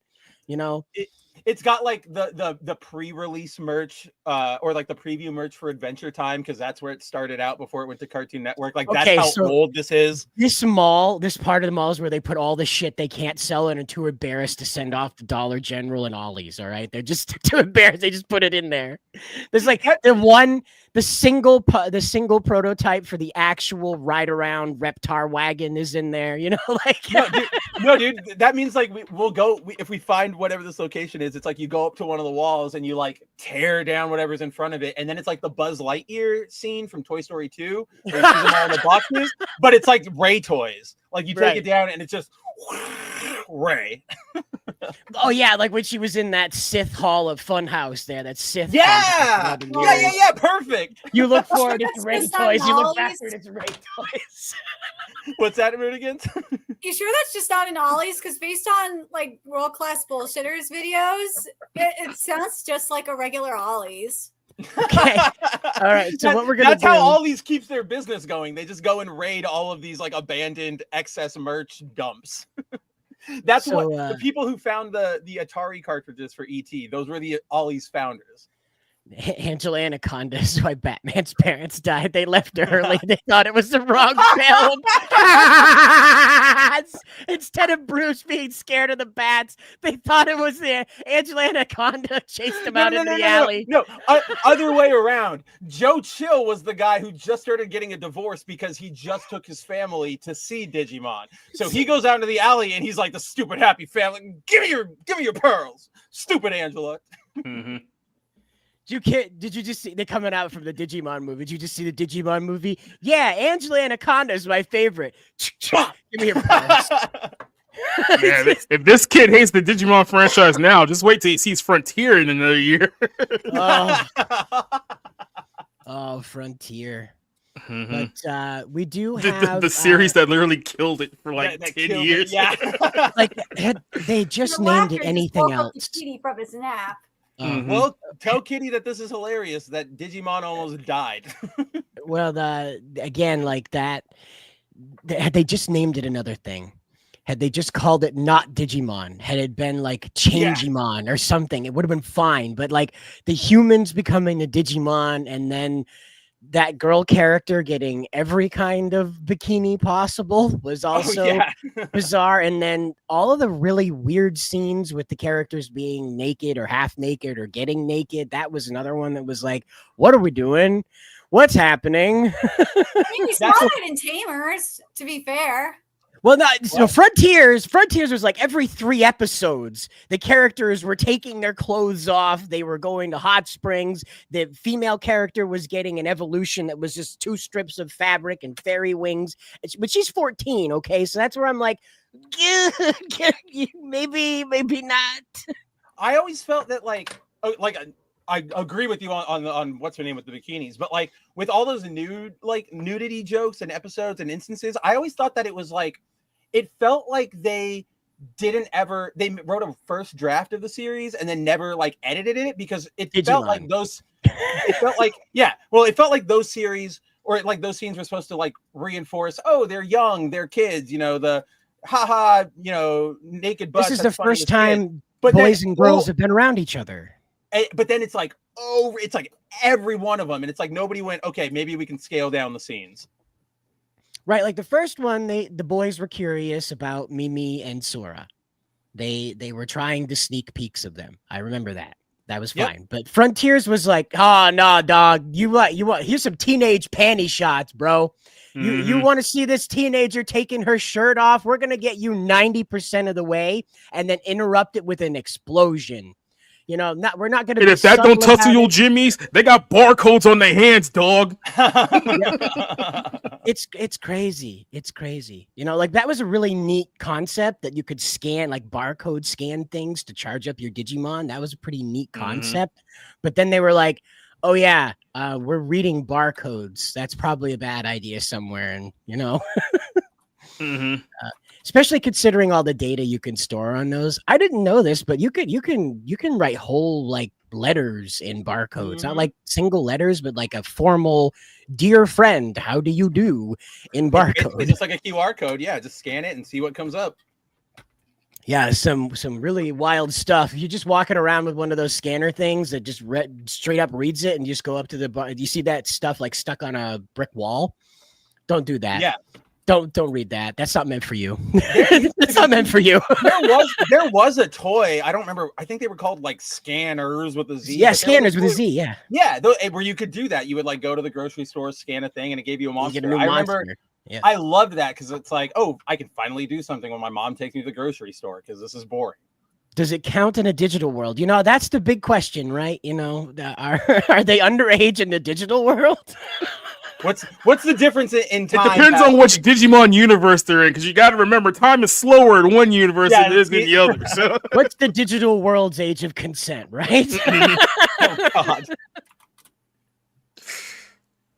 Japan. If you get essayed in the digital world, is it really right? Is there digital Jesus? Does he know your digital sins? Yeah, Angemon. Well, yeah. Well, then what is Magna Angemon? There's the Dark Ocean, which is basically hell. Yeah. Well, and then there was actual Digimon Hell. Yeah. And apparently there's Digimon Heaven, but we can't see it. So The lore of Digimon is wildly inconsistent so to the point where if you just wanted to create let's say a storyline where it turns out homeostasis and Yggdrasil were literally Satan the entire time just deceiving all these kids, you could, because there's several instances in several different series where it's well, I'm God, well, I'm not really God, and something created me or I created everything. It's it's wildly inconsistent. It's well, the other thing about it that a lot of people forget about the whole Digimon thing is that it has a massive threshold of entry. Okay, Pokemon's you're dog fighting, it's that, and that's the end of Pokemon. You know, they add their mythology later on. It's not a thing you need to know to get into it. You just understand that there's dog fighting, and kids go, I like that, and that's how it goes. Digimon's okay, there's another reality that was made by some programmers that somehow gained sentience and got wildly out of control and became somewhat manifest in a pocket dimension that sort of bubbled onto the side of ours. Inside of there's these little monsters who are sometimes monsters and are sometimes just dudes. And then someone goes, okay, yeah, that's great. Explain to me how my giant purple cat turns into a 50-foot dragon. That's what I was gonna say. So follow me here. Bunny turns into Big Bunny with chain gun, turns into a literal tank. You see where I'm going here with this? It's why is it that a cat digivolves into a woman with tits? Make that make sense. It literally feels like most Digimon designs were just you got anything for me, Jacob? Yeah. Did I miss a couple of steps here? Cat with boobs, do that. Yeah. Bunny with a gun. I guarantee you that the character development team from Digimon were hired on the Team Sonic. I guarantee you. They have to be. They were genuine, absolutely 100%. See that political correctness, Mon? Political correctness, Mon? Yeah. The situation that we have with Digimon is that it's never, unless they finally peel it back down to something very simple, it's never going to catch on. At least not in the West. That's a good thing. Not super giant, huge. Yeah. Maybe that's a good thing, though, because do you really, considering the current state of fandom, do you really want it to go mainstream? Oh, honestly, do you really want Sora to become a thing? Let's be honest. Does anyone actually like Sora? Exactly. I like Biyomon better. Biyomon was way more fun than Sora. But yeah, Sora is the Angela Anaconda of the Digimon franchise. Pretty close. And you know what? Matt deserves her. But friendship and love, they can go hand in hand all the way to Hanky Town. But the situation that you have with, I keep saying that phrase, I'm sorry. What you're doing with Digimon in our head sometimes. Yeah, getting circular here. Digimon needs to lower the threshold. You know, regardless of making it mainstream, we're to the point now where the lore doesn't make any sense. We've got people that are back rooms falling into the digital world. You've got people that are having these experiences where they purposely open gates to enter the digital world at will. I mean, in all honesty, the adventurers timeline is so screwed up at this point. You couldn't. There's no way to possibly make sense of everything that's happened just within that time frame. And then you got to somehow explain savers on top of that. It's you're not even going to be able to understand how the first two seasons of Digimon work. It's season 2 literally ended with the whole thing going, 25 years later, here's everyone with all these kids and whatnot. And now they've gone so far into the adventurers timeline. They're only 5 years away from that time period where everyone's supposed to be married and have kids. It's how do you loop that back into the whole thing and keep everything canon? And they don't want to. This Digimon made us repeat time for 20 years. Right, and that's just so personally for me, what would be very easy to do, because Tamers made a very entry level concept to Digimon. Yeah. And so I really think that would be the best route to reboot the series around, is that Digimon is real. And the fact that people believe that it's real makes it real. It's a circular, fulfilling, paradoxical prophecy. Digimon existing makes Digimon exist and inspired Digimon to keep it existing. Very simple. Okay. You know what's sad though? It's like Tamers set a bar that was so ridiculously high that even 20 years later, people are like, "Don't touch it," because you can't do anything to add to what was done 20 years ago. Like there's no new series, there's no expansion. It's like it was a perfect story, a perfect ending. There's really nothing more you could possibly do with Tamers at this point. And you know what? It's funny you mentioned that because while they've never done anything with the like story of Tamers and stuff, in the years since they've given what's his name Magnamon like 7 different new forms that are all the same form but like bigger armor, and I'm just like, it was perfect already. Like that gold armor was just, it was like that's all you needed, and so you can see that they're. Well, I'm old enough to remember like when he first came out, he was technically a champion, and then they realized he's going to be like, if he's going to be a royal knight, it'd be weird if he's a champion. So let's make him a mega. So they retconned him to be a mega, and then there's been several changes to him over the course of a few years as well. So it's like. There's a few Pokemon that unless you were like there in the height of it, like 99 to 2000, they very rapidly like retcon things, their entire lore quite literally during that time frame too, to where it's like 25 years later, people are like, oh no, he was always like that. Like no, he wasn't. No, he wasn't. I mean, Jacob, we talked about it. There's Rio that we have like no lore about him like prior to him. So that's actually a good point because Rio makes a Venture timeline make even less sense than it already does. I think I took this up with Cider not too long ago, but Rio is by definition canon in the Adventurer timeline, which makes no sense because in the Tamers timeline, Adventurer is nothing more than a TV show. Yet he's canon. So if you go to the actual backstory of Rio and Ken, they even made it like an appearance in one of the earlier episodes of season 2. Like Rio was technically canon to Ken's life, even though they didn't make him an on-screen character during that series. He's also featured in a cameo in the Digimon movie as well, so he's canon to the Adventurer timeline. Somehow at the end of whatever the video game arc was where he decides he's going to leave that universe, go to the Tamers universe, the Tamer universe says that the Adventurers universe is nothing more than a television show and the source of a popular video game, but he's canon in both. So it's like, how does that make any sense whatsoever? Hey, it's happened before where it's like, it's not a lie. The TV show is actually a real thing, and it's just like a psyop or something. So he reversed isekai'd himself. Huh. Oh, yeah. Well, hey, that would be a fun story, right? You tell the perspective of the Digimon. Rio isekai'd himself, like he traveled through the Adventures digital world and isekai'd himself into the Tamers digital world. So you tell the story from like Gilmon's perspective, but it's a little different in that it's an existing Digimon. You don't have to create a brand new Digimon for this. You have like an Agumon. And he's fallen into the real world, and all he knows is he needs to find his tamer. And so you follow him going around and meeting people in Tokyo. And you, as usual in anime, the adults are way too comfortable with a talking small creature wandering around. They're like, "Oh, are you lost?" And he's just trying to find his tamer. And that would be a good way to reboot the series, is to tell it from the Digimon's perspective for once, rather than the humans. You know what? Here's a series that actually kind of disproves your argument on a perfect series that doesn't need like a sequel or anything. Zatch Bell actually kind of disproves your theory, because Zatch Bell 2 came out like 20 years after the series ended. The first Zatch Bell was perfect, had a fantastic ending and everything. Zatch Bell 2 comes out, and my God, Zatch Bell 2 is incredible. This Spencer knows because he reads it, so he knows how good it is.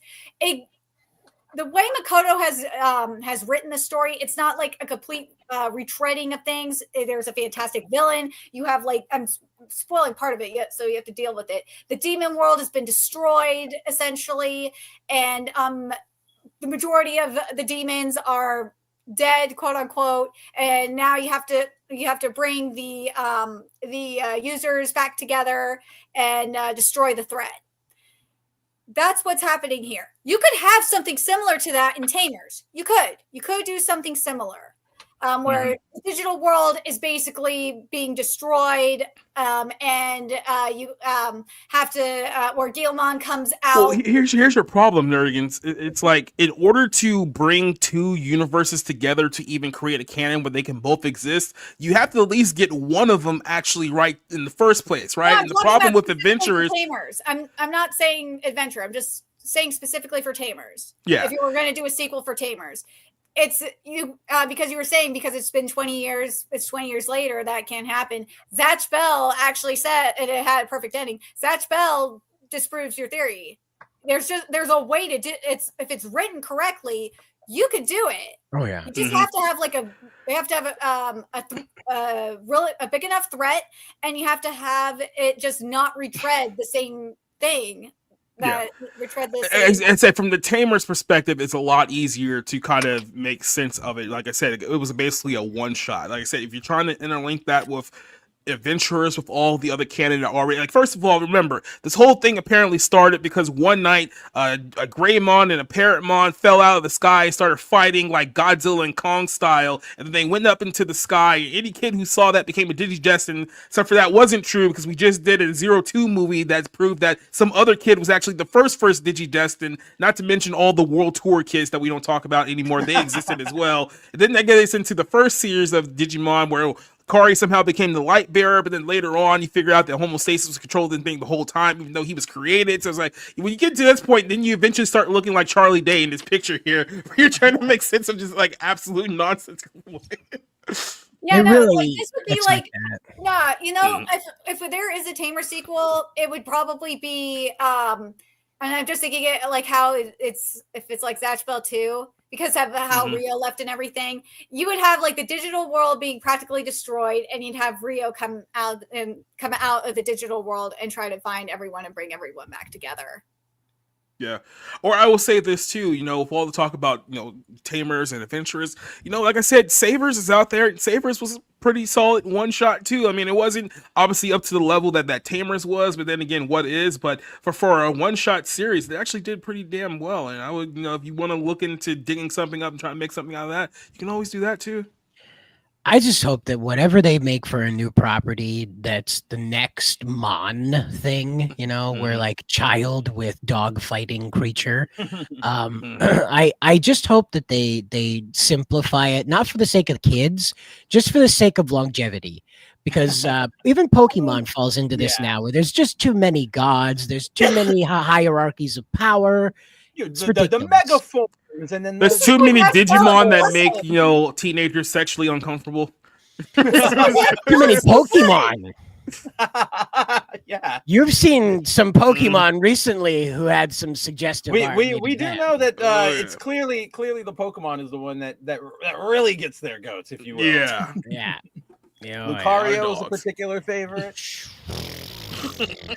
That is so weird, man. That was that. You ever have like you guys went to college? I didn't. So you have like a roommate in college, and you find out something about him like after you graduate, and you're like, "Whoa, I spent time around that guy." I didn't even have to wait to graduate. My first roommate was like literally the most socially weird, inept person possible. Like, he would wake up at like 5 a.m. because he had class at 6, and he would start practicing rock band drums in the middle of our dorm, and it was like 3 of us, and we're like, what the we are me and the other guy were like, dude, we just went out drinking, like, you need to stop, like, what is wrong with you? And then we're gonna play the drums with you, meaning with your body parts. And at like one point, that sounds like something. Now hold on a second, because there could be another side to this. You guys could have just been a bunch of drunk assholes who ruined his entire night. So as payback, he decided that he was going to get up early in the morning and get one over on you. Unfair. That's not out of the question to say, but from my perspective, since I'm here and he's not, that sucked. Yeah. I would have just gotten a giant wooden spoon and like a pan and just been like going to town. Clang, clang, clang, clang, clang. Man, where are you gonna find a pan in a college dorm room? Let's be 100% real. So Digimon Sabers, 'cause I'm not sure how many people actually watch Sabers. It was a series that came out in 2007, and after Frontier flopped and flopped hard, they came out with a series called Sabers, or I believe in the United States it was called Data Squad. So you might also find it on Data Squad. it was essentially it was three individuals who were. It was set more for like older teens, so they figured that maybe the original Digimon fans were like a little bit older at that time period. So let's set something that's not focused more to kids as it is more young adults. So it's kind of like the more young adult series of Digimon. Oh, sorry about that. Yeah, so I believe that the whole thing was that they were police officers, that they were assisting the police officers, and it kind of like led into the introduction of the Royal Knights, which is the first official time that Digimon has addressed the Royal Knights team in any kind of anime up to that point. You also had concepts of like the Demon Lords as well. Marcus, I think, is the lead kid here. He was known for basically punching other Digimon in the face. I forget the girl's name here on the right, but she was famous for having the little flower Pokemon there who turns into Rosemon, who, if you want to talk about censorship, Rosemon got 100% nerfed from the Japanese version to the American version. Quite a lot. So, yeah, that character is Sexual Awakening, the anime character. That is from every, there's even her ass cheeks jiggle. That's like it makes no sense because you're trying to explain to people that this plant looking Digimon here basically turns into Jessica Rabbit. Yeah, and at some point in time, like that's when Cider was like Sexual Awakening. I'm like, I can only imagine like how many kids were sitting there like, yeah, I love Sunflower Mom. Oh, or I love Lily Mom. Oh, Palmon is my favorite. I don't like Palmon anymore, actually. I don't want to play with you anymore. Right. Well, see this, it's the old joke about girls going through puberty. You got like Palmon, where she's like just kind of like floppy hair, langly limbs all over the place, and kind of loud and goofy, trying to keep up with the boys. And then puberty hits, and she turns into Rosemon. No one's like, "Hey, how are you? How's it going? Oh, we're gonna follow you around now." He's like, you know what? Maybe I'll take on a couple of episodes of this little show here. Maybe you guys are onto something here. Yeah, so this was the original Japanese version that got completely nerfed in America. Superior, because the children. Think of the children. It's always this would be considered porn by certain people. Oh yeah. Well, it definitely got in front of 4Kids censors. Yeah, woo! Look at that. Right there, right in your face. They did. Yep. Yeah, this would be this. Certain people would say, did that plant just turn into a stripper? Some dad was like, you should stop watching that Digimon, and then he saw that, he's like, never mind, I was not familiar with your game. Yeah, exactly. The craziest thing about Digimon for me always was the evolution cycle, but not for your guys' reasons where it was random. It was the fact that they would turn into the same thing. Like with Pokemon, I understood it because every Pikachu was a Pikachu, but a Gatomon and a black Gatomon would still be able to turn into Lady Devimon. Right. Yeah, I see what you're saying. Regardless of their paths, if they just, whatever happens, they were angry when they hit their champion evolution, their ultimate evolution, they would become Devimon as opposed to Angelwomon. And it was like, it doesn't make any sense. That should just go straight up. Is it like Black Gatomon should become Lady Devimon? Well, no, Pokemon does go straight up. Pokemon, no, not Eevee. Well, that's just it. Eevee has a modifier, right? But that's a Eevee's permanent also evolution. Sort of like a gimmicky almost type of thing. Like that's its thing, is that it can change into all those. And then like Cider said, nothing else can turn into them. Like its own, like you can't get a Glaceon from a Goldeen, but you can get it only from Eevee. Right. Whereas we have like Lopmon going through an evolution and turning into a Megadramon. Which is the Mega Dragon there, the pink dragon that Gatomon evolves into, Mega evolves into. And that always just annoyed the crap out of me. I don't care if it goes from like little basketball with floppity ears into a dinosaur, into a refrigerator, into a tank, into a dragon. That doesn't bother me. I just want it to always do that. Don't randomly become something else because you ate too much food, Agumon. Like, I totally get that sentiment because I remember as a kid, you learn that the Digimons evolve and then they get weird and you go, oh, okay, you were like an orange dragon before, but now you're like a giant sea monster. Okay, but you learned like that's just what it does. And so there was a point where I was like, that's weird, but I can accept that. Like I can still follow that this becomes that, this becomes that. And then I learned, like I played some game and it showed that, oh yeah, you did unevolve them, and then you can evolve them into that form. And I was just like, oh, so there was just no rules to this. It is literally just like roll a dice and see what happens. It's a really rich universe, but every storyteller just hits themselves over the head with a ball peen hammer before they decide to write it. And that's just what happens. It just, for whatever reason, corporate just has this Bible for Digimon that they insist on burning between every season. And I don't understand. It probably looks less like the Bible, more like the Quran at this point. Really, the fan fiction archive of our own .net kind of version, where it's just everybody and their brother got a chapter to write to themselves. The thing that bothered me about the Digimon Data Squad was when it came to America, they wanted to make it a kids show. They didn't try to CW it, and it just killed it because the characters are doing the teenage machismo while like kid voice and kid attitude were coming out of them, and it just completely. Like I said, it was very clear from watching the Japanese one. It wasn't a kid. Like the target audience was very clearly like teenagers, like that 13 to like 19 teenage demographic. That's what they were going for with this series. So. What I'm getting is that we should just make our own Digimon. Like Japan's going to go work with China now, so screw them. Could it be any worse than Ghost Game? See? Right? All we have to do is avoid being stupid. And that Ghost Game was 66 episodes of literal filler. Filler. Boruto is like nothing but filler too. Ghost Game is the series. Ghost Game is the series that when you get to like episode 40, you'd be like, man, really nothing has happened in this whole series yet. Is there like a point to any of this? It's like, are we building anything? Well, I remember you and I were watching it in Nerdigans, and then like when we got to like the last 4 episodes, I remember you and I jumped on a stream and I was like, hey Jacob, guess what? Plot. And you were like, I can't believe it. We're finally getting a story.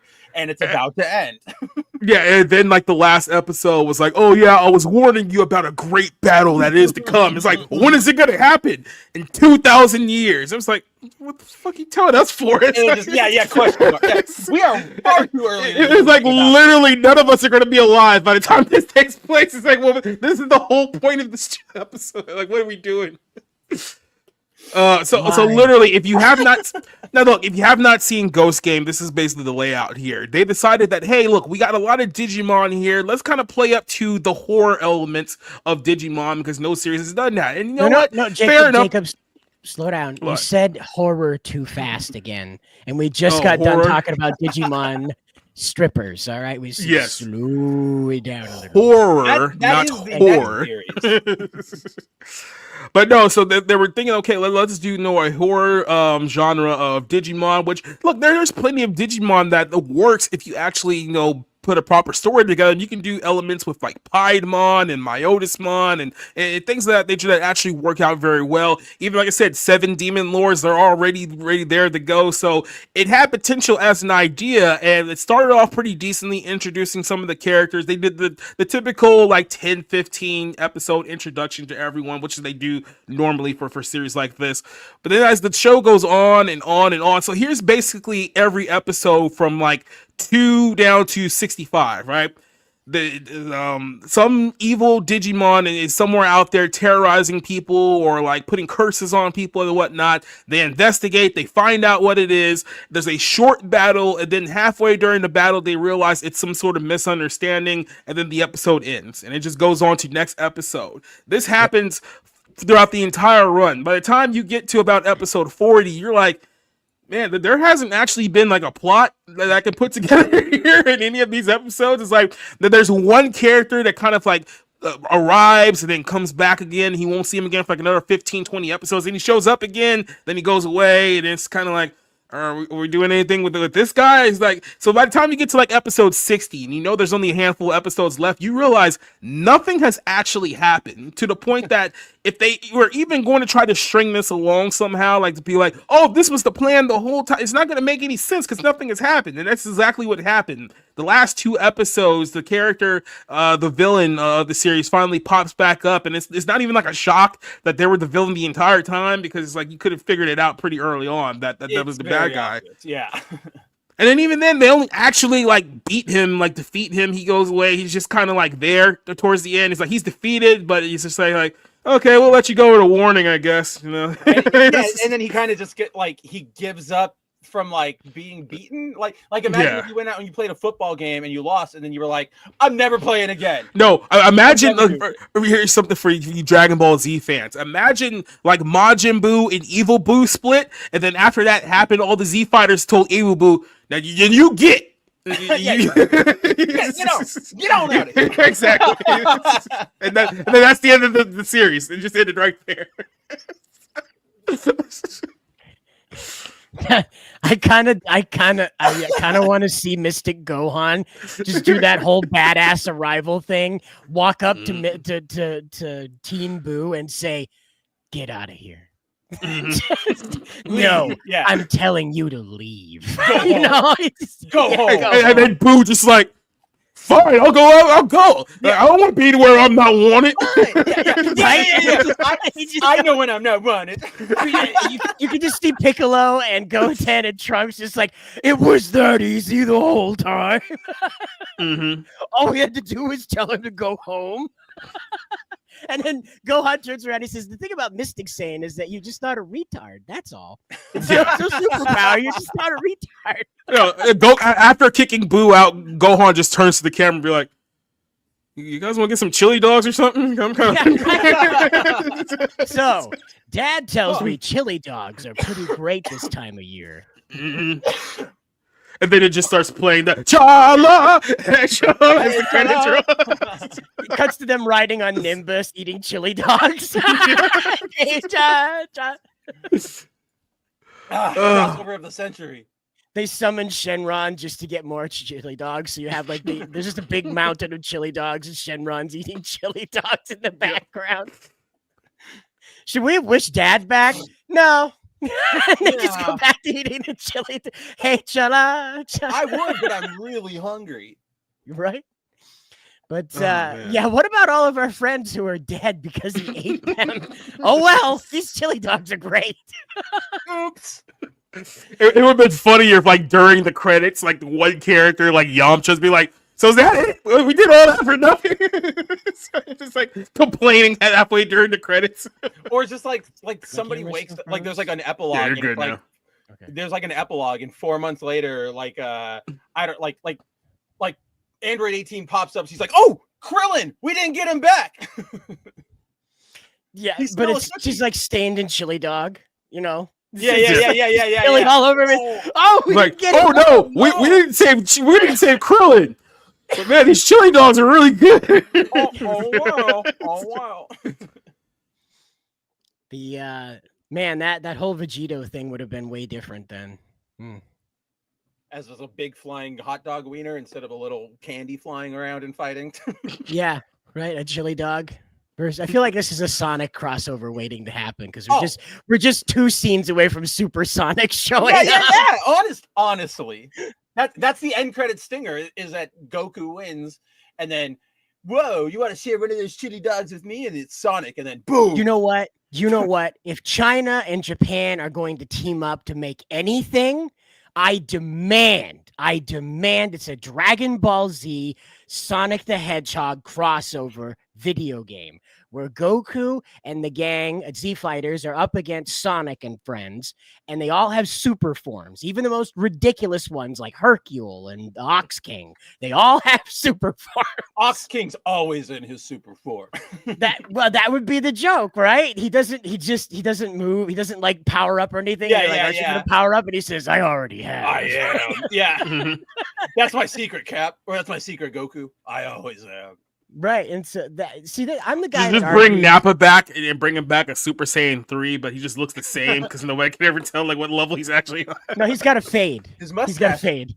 Yeah. Super Saiyan 3, he's got a fade. Yeah, the only way you know he's at Super Saiyan 3 is that his eyebrows are gone. That's the only difference. Are you more bald? Yes.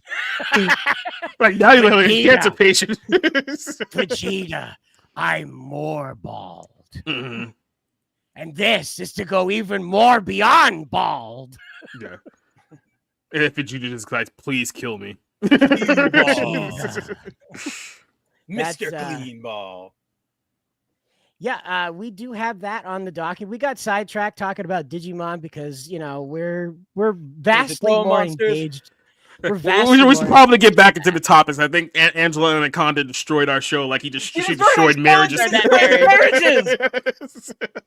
Another true. scalp for Angela Anaconda. But yeah, Genshin Impact is getting investigated for Oh, it knows. well, basically what happened overseas. Did we catch this one, Spencer? Is it? We didn't write it. I didn't get a chance to write it because I was Okay. sick last week. But didn't you cover it? Yeah, no, not yet. So Oh, I thought you did. Well, wherever you So can did pick it I, up, we can talk about it. It'll be Yep, I super got it easy. right here. Bingo. The situation There you is go. that the FTC, the Federal Trade Commission, has taken a page from the European Trade Commission. However, they have left out some parts. This is particularly focused on Genshin Impact, Hoyoverse, I believe Zenless Zero as well. Genshin Impact leads the charge, being the more popular title. The situation here is that here it is again, that phrase. The problem is that they're selling loot boxes to people under the age of 16 without parental consent. And in the US, this is not okay because it is considered gambling. Loot boxes are called loot boxes because they are not item specific. They are price specific based on the probability of what you get out of it. So, as you know, but I'll reiterate for folks who don't know what a loot box is. When you purchase, it's an in-game purchase, what's known as a microtransaction, not so micro in some cases. But what happens is you pay maybe $5, and the game will gift you in response to that $5 so many random items or items related to the title or theme of that box. Now, as this applies to Genshin Impact, is that similarly, this is how it works with gathering characters to play. Gathering characters who have different items with them and different outfits that they wear as well. And so this is essentially gambling. And what it does here is that it is generating a massive amount of profit out of people under the age of 16. Over the age of 16, you're okay to spend your own money. We have child labor laws, that kind of thing. So we have a way for these people that are, under the age of 18, but not that are over 16 to be able to do this. It's very stupidly complicated. But for those 14-year-olds out there that are spending mom's PayPal money because they've got access to it through the computer that mom uses, this has become such a problem that the Federal Trade Commission has to step in. My biggest gripe about this personally is that it is not working against EA. It is not working against any of the other game corporations, Sony, Microsoft, any of them that offer these headaches, if you will, of gambling.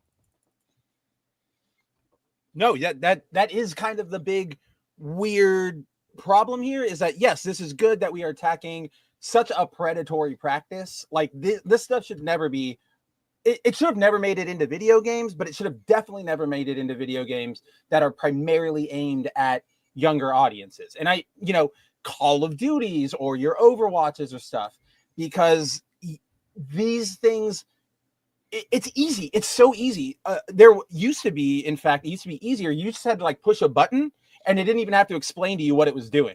A law has passed recently where now it has to say you are buying currency, doing a microtransaction, but all of this is about, preying on that kid who doesn't know any better, or the addict who doesn't know any better. So I really do hope this starts, affecting everything, because just loot boxes aren't good in general. And yeah, no, I think this is a win. I wouldn't consider something like loot boxes to be free speech. So a rare good move from the FTC. Well, and as they explained, it's an uncertain result engine is what it is, and that's a slot machine. That's the definition of gambling is to spend money on an uncertain result. And that's the definition of gambling. And so there you go. And that's illegal in the US to farm out the kids. And also, under the age of 16, they're not allowed to make purchases without their parents' consent, which is quite obviously happening as the FTC lists it in their complaint about Genshin Impact.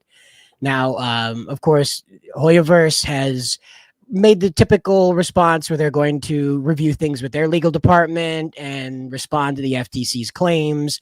They don't feel they're in violation of U.S. trade law.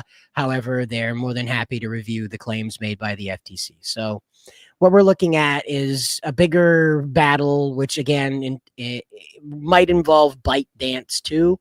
Trump didn't say that he was going to restore TikTok to the point where Chinese were going to retain ownership of it. What he said is he was going to work out a deal for TikTok to stay. Now, as you've seen with how Trump's been working deals in the past couple of days, quite literally in the past couple of days, I don't think China's going to be retaining 100% ownership of TikTok too much longer in order to keep it in the U.S. market. And the same might end up happening to Genshin Impact in order to bring it into what the FTC wants to call compliant with U.S. law. Because again, as I said, EA is not part of this. Microsoft isn't part of this. Sony isn't part of this. And all three of those are housed or at least have a headquarters in the U.S. So. No, again, yeah, like that is, there's not really more to say except for like, I hope that this is just like they started with Genshin because that's the big one that everybody talks about, and then I hope it kind of trickles down because as just on like a user level, loot boxes suck. Like they are so bad, they are not fun to use, especially when there was a period probably when they first got introduced when everybody had normal like draw rates for whatever game you were playing, and it's like, oh, maybe that's a little fun, a random prize.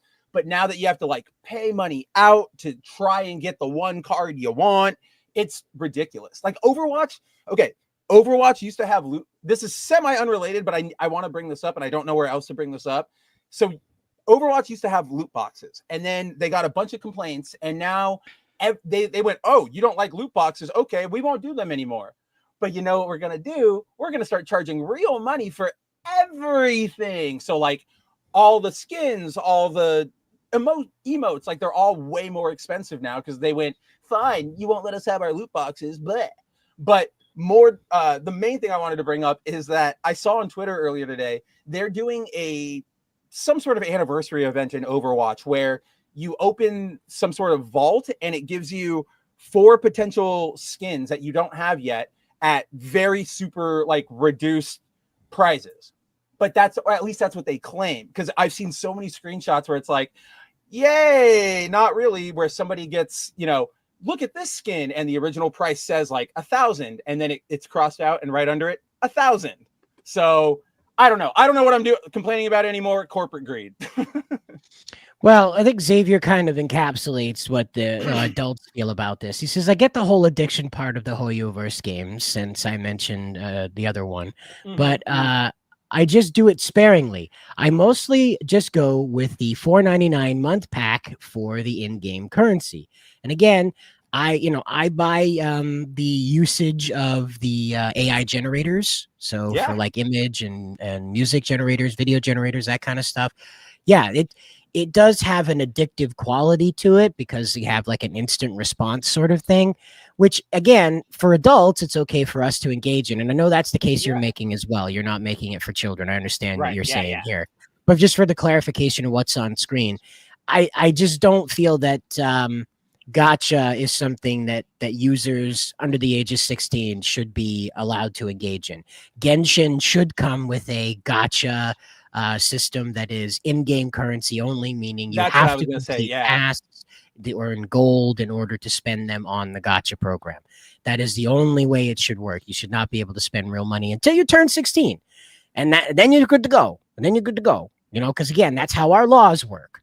But that, because you have to say that if they ruled on that, there had to be some science behind it, had to be some reason and logic behind it. It didn't just say, well, you can drive so you can gamble. You know, there had to be some trust behind that. So ideally I would not want people under 18 gambling, but unfortunately 16 is where the law says it's okay. So that's where we're at. Wait, 16 I mean, like, where? Yeah, like that's been my question too, Jacob. Like, I know that yes, at 16 we can work and everything, but where can I gamble at 16?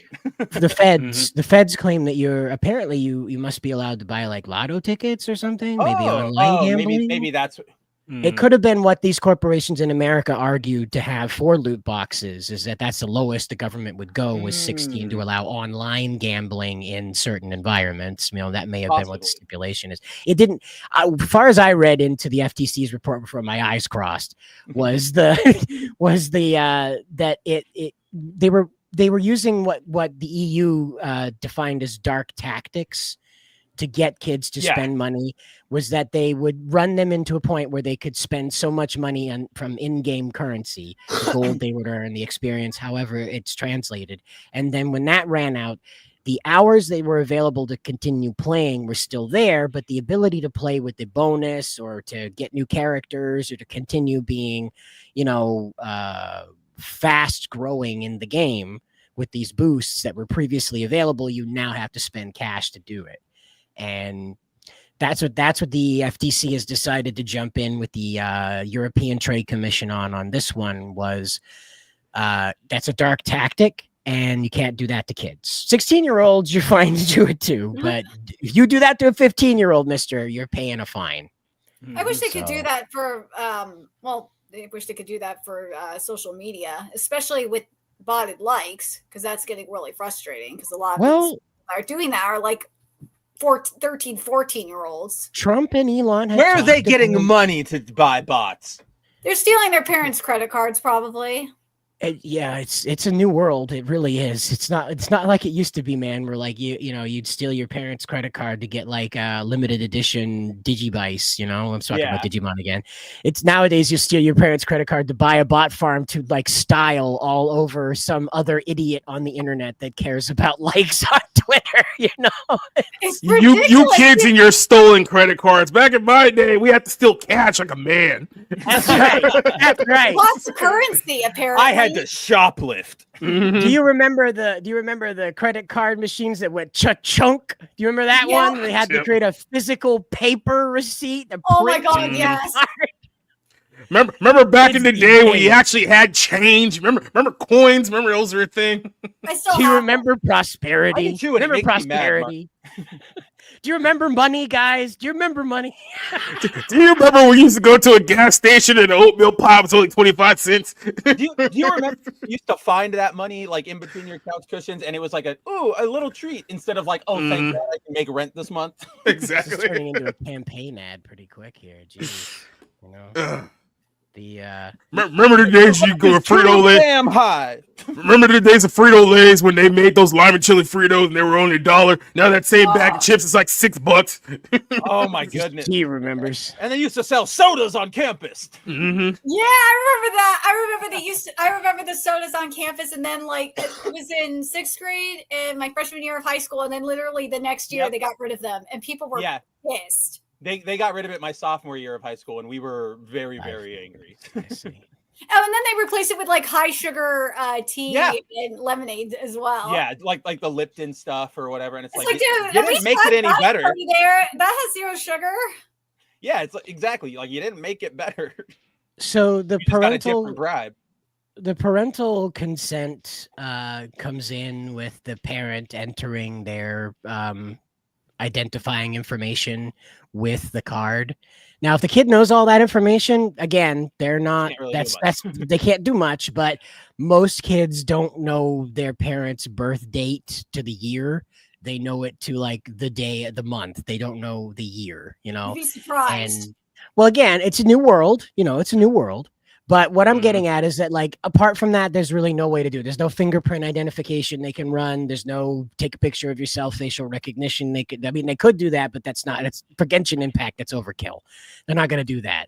So the best they can do is to have the parent enter their information, Leslie, and that's all they've got. Is if the kid knows that, they're still screwed, but that's the only legal level they can put in there. Yeah, like like that's the legal standard they're enforcing, is like the parent putting in their info is consent to them. Like that's what the standard is, even though, yeah, like Cider explained, a kid could get around it, but that's the best we got. It is. It's going to be. Laws are reactive. They're not proactive, and they shouldn't be proactive. Otherwise, we end up with stupid things like the Ministry of Truth. You know, and I mean, like, I always like that joke. You know, it's very much a very blasé dad joke, but how when, you know, oh, I can't ride my, you know, I can't cook eggs on the sidewalk over here by the gym. There, you know, it was fine. There's only a rule because somebody messed it up for everybody. Like I always like that little bit, and I find that holds true. Apparently. And speaking of screwing it up for everybody, here's the topic of the night that we're finally getting to because I know what I'm doing. We're Digimoning. Yeah, we should have just stuck with that, man. This is way more fun than this. But I do have a Digimon, digital monsters. Digimon are the champion. You do have a what? The Digivolution. That's up there running. Okay.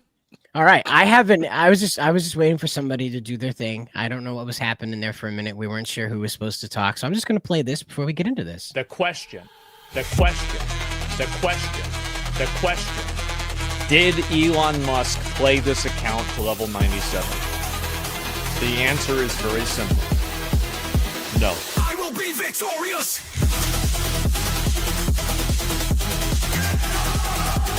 I will be victorious.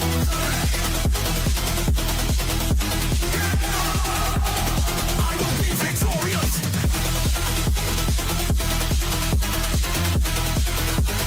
I will be victorious.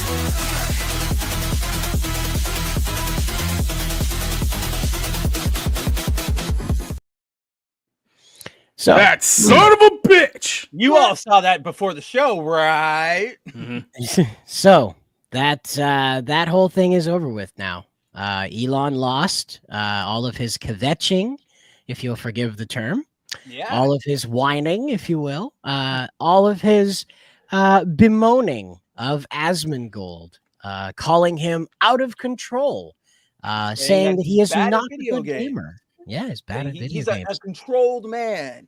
Yeah, so, he's a controlled man. Yeah. For those of you guys who haven't been keeping up with this latest round of Elon internet drama, so quick recap. At the beginning of the year, I think it was like January 7th, Elon Musk, as we all know, he loves playing video games. He likes Diablo. He played Fortnite the other night.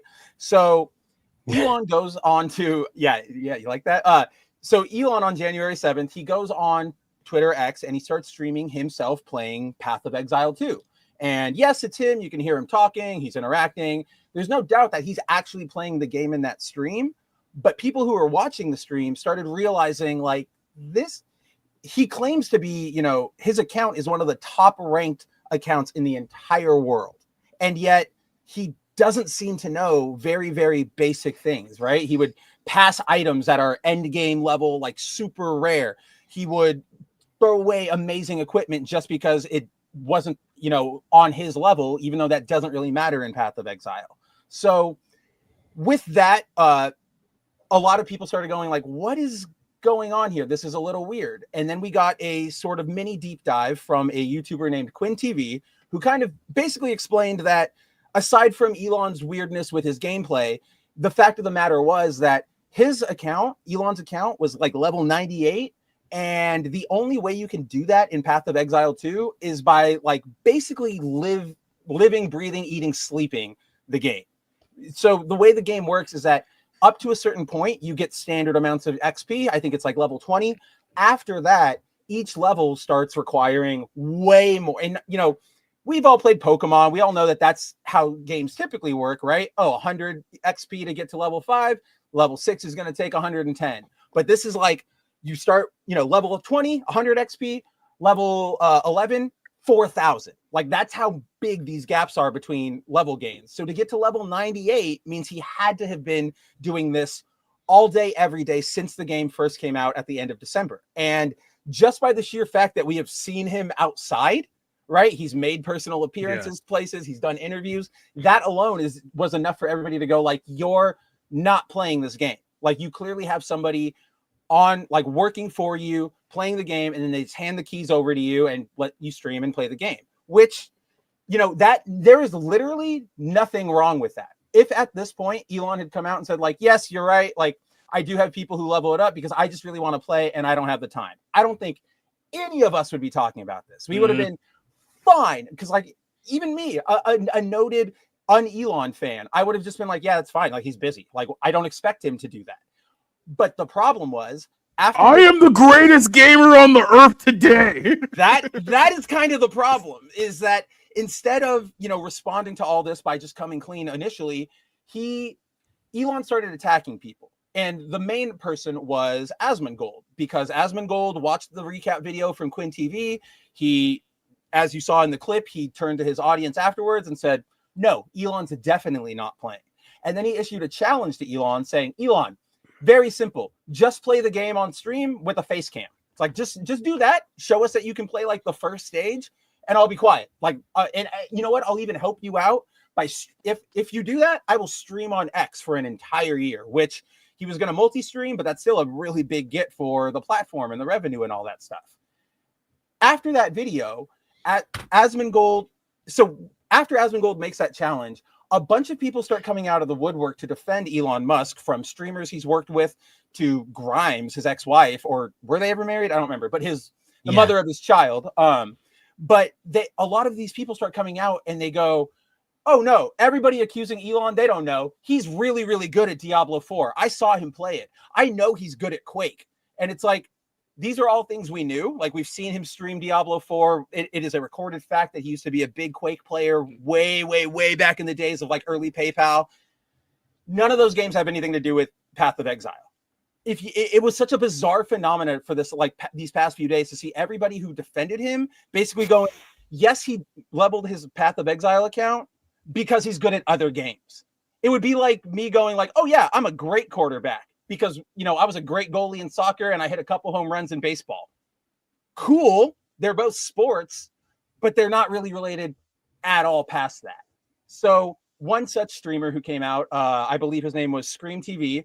He comes out with a video where he basically levels that. He tweets it out. He says, look, I believe Elon Musk did it.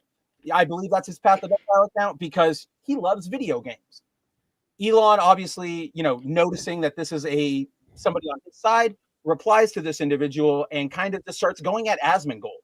He starts accusing him of being controlled, of not being his own man, of having to serve his masters, of not being a good video gamer. And it was sort of very bizarre because it was such an escalation of what had happened. Not only was Elon coming out and insulting Asmongold for sort of no reason, but he also was like leaking DMs that they sent between each other just out of nowhere, out of pocket.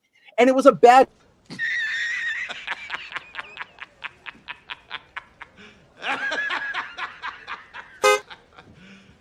You serious?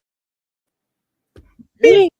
That's my favorite part of it. Yeah, the beep. But no, I am unfortunately serious. And yeah, so after that, Elon comes out, he starts attacking Asmongold, leaking DMs, trying to basically, instead of acknowledging the challenge or saying I'll do it or saying I don't want to do it, he just comes out and starts attacking Asmongold's credibility, saying, you know, oh, he has to bow to his masters, blah, blah, blah. There's a DM, you know, as proof that Asmongold is controlled, and it's literally just the conversation is Asmongold going like, they're clearly planning some sort of as of yet unannounced collaboration. So Asmongold tells Elon like, oh, hey, I'm going to see if my editors would want to make like a different channel for this. And Elon goes, what? Who are editors? And Asmongold just is like, oh, they're two guys who clip my content, and, you know, run this side of things.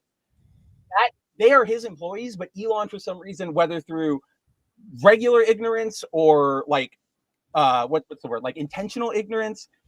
He Super ignorance. Super Saiyan ignorance. He just went, look, you have editors, you're controlled. And so it was this very, very weird moment where, again, all you have to do is either just say like, I don't want to do it, or I will do it. Shouldn't be that hard, but to come out and start attacking, all of us here, we've been on the internet long enough to sort of go, oh, I know what's happening here. If you ask somebody a question or you challenge them or say, can you show me this? And they only deny, they don't say like, oh, I'll get it to you later, right? Or I'm a little busy right now, but hit me back up for it. If they just go, you're stupid, why should I show you? I don't need to prove anything to you. 99% of the time, that implies that, oh, you're kind of full of it. So Elon was stuck on this for days. He had more people coming out of the woodworks trying to say he's good at Diablo, so he's good at Path of Exile too.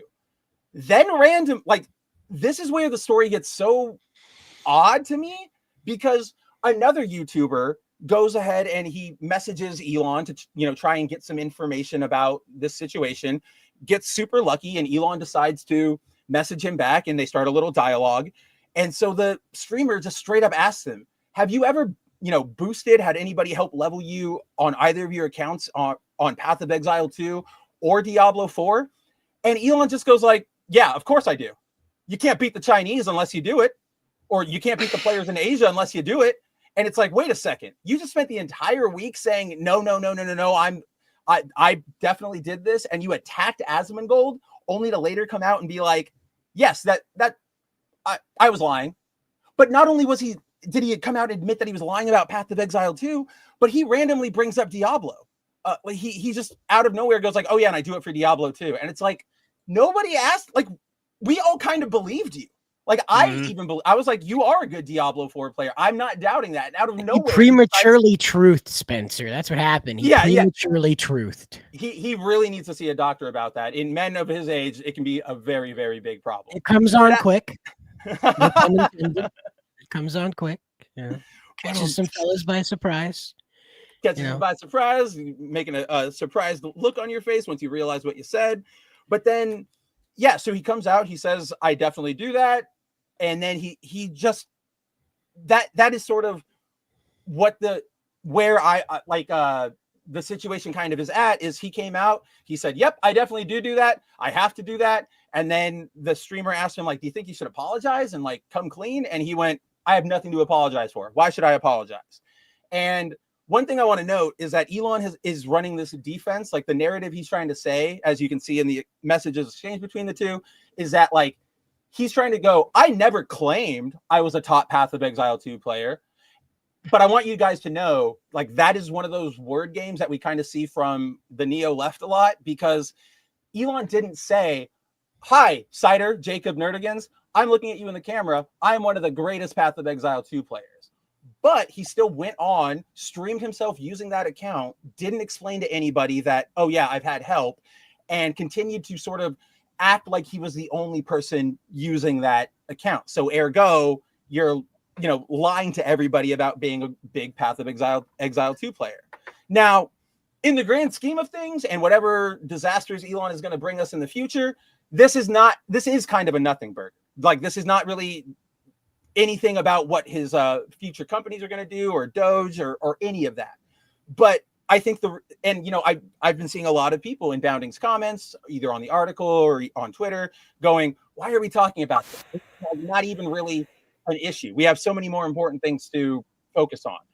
One, I laugh because, come on, guys, you know that if this was somebody you all collectively didn't like, you would be so stoked to be talking about this all the time. But it just sort of gives an insight into what Elon really, really, like, how do I put this? I've always held that a lot of what Elon really desperately wants approval. Everything he does is so that somebody can look at him and go, I like you. You're doing well. So I think that's what he was trying to do here. But nobody in the world really cares if you're good or bad at video games. If you're good and you tell people like, oh, I'm a big tournament player or whatever, it'll be cool. And people will be like, oh, that's neat. Like, talk to me about it. But if somebody else went, oh, I'm good at Call of Duty, they would go, all right, we get it. Now, let me ask you this question. Now, let's put all of this together in a bow here. Conspiracy theory. Yes. Do you think that Elon Musk did the Nazi salute at the Trump inauguration solely to get the heat off of himself for being exposed for being not a real gamer? Do you think that's what actually happened here? Please tell me that's not actually something people are trying to say. Do you think that the shame was so bad? He's like, how do I get people to stop talking about the fact that I'm not actually good at Diablo? Oh, I got an idea. Well, are people going to expose Elon as a furry next? Like, are we going that far? You don't know who's a furry behind the scenes. I know, but like exactly, it's up to him to expose it, and maybe it's out there. Maybe all I have to do is go on Elon's Twitter and search Lucario, and I've got it dead to rights. But yeah, more to the point, this is just a. It's just not a. I would personally look for more. I don't know. It's just so weird to me to see somebody who's so powerful, so influential, care that much about what like everybody thinks about him. I mean, Trump does. You see what the problem is? The problem here is that he had hands out, like he had fingers out. If he had did the fist, he could have been like, yeah, like he could have turned it into a Black Power thing, and everyone would have been cool because he's African American. He can do that, but he in the ruin. I mean, let's be real. Like the first thing I thought of when the headlines went out about Elon doing a Nazi salute, it's like, oh god, this is like the Nintendo of Europe saying Pikachu is doing a Hitler salute. That was the first thing I thought of. No, the first thing I thought of is that this is literally what everyone's going to be talking about for the next 4 years. Thanks, idiot. Yeah, no, that unfortunately that was my reaction too, because the honest truth is this was not him trying to be like Heil Hitler or Third Reich or anything. This was him clearly doing a really badly timed, badly gestured gesture. I can admit that. But yeah, that's what I'm annoyed at is like for the next whatever, now you just gave the most annoying people. It has gotten so bad. Legitimate reporters have already been fired. I saw that. Fired over this story because some meteorologist woman just got fired because she tweeted or she like Instagram storied like, I can't believe he did that, and then gone. Even though what happened is the news organization came out and said, let's not call Elon Musk a Nazi. That's not good. It's like, no, he is a Nazi. And it's like, okay, well, you're gone. We had one rule. You had one job. I challenge you not to read this meme in his voice. No. Let me bring my guy in. Let me bring my guy in. I'm gonna make sure he knows that this is a real. It's just Elon. It's just Elon with like one of those Groucho Marx glasses on. Like, yep, that's a fake Nazi salute if I ever saw it. It's very fake. Not a real one. Very, very much not a real one. Probably the fakest I've ever seen. Yeah. Perfect. Now I gotta make it in AI. Elon Musk is pretending to be an expert on Pawn Stars. Let's make like an AI Elon Pawn Star bot who can always just hang out with us and we hit buttons and he gives us appraisals. Well, I'm pretty sure they can't fire them. I think Whoopi Goldberg is actually an owned property of NBC, and I'm pretty sure Joy Behar isn't human. She's just made out of paper mache and angst. And they just flip the switch and turn her on every time the view is about to start. Yeah. Well, I wouldn't say on. They activate her. There's nothing on about Joy. You just turn her on. Activate the joy. Every time I think of Joy Behar, I always just like I get the same energy as that gif of Vince McMahon where he's like, oh, I don't know what that emotion is, but that's what I feel about Joy Behar. It's the Hillary Clinton. The balloons are coming from the ceiling face. I didn't know balloons could come from the ceiling, Bill. Did you know that balloons could fall from the ceiling? Wait, you mean we could do this whole time? The best moments from her entire political career are just those moments where she realizes how things work. Favorite photo of all time is when she goes to that apartment in like New York. And she's just like, what? She's like, people live like this? Yeah, exactly. Yeah. Live like this? It's like the plant in the sink, and I'm like, hell yeah. Where's the kitchen? Right here, and the dining room. You're in it, so it's all one piece. You're also in the medical bay. But at least we have a detached bathroom, luxury. There's half a shower. The other half's in the neighbor's apartment. Oh God. There's a door with a latch when you want to use it, but the it's like a split down the faucet, so when you turn it on, it sprays like 2 different ways. Exactly. That's I did want to bring this up. Sakuramita wanted to celebrate Zeno's birthday and did some generative AI. Week. So what an old dude, guy. where's my catnip? Come here. Hold on a second, let me go grab him. Come here. Come here, fussy butt. He's one of us. He needs to be here. Oh, there he is. There's birthday kitty. Look, kitty, that's you. There's even a special Z101 ESRB rating for it. How about that?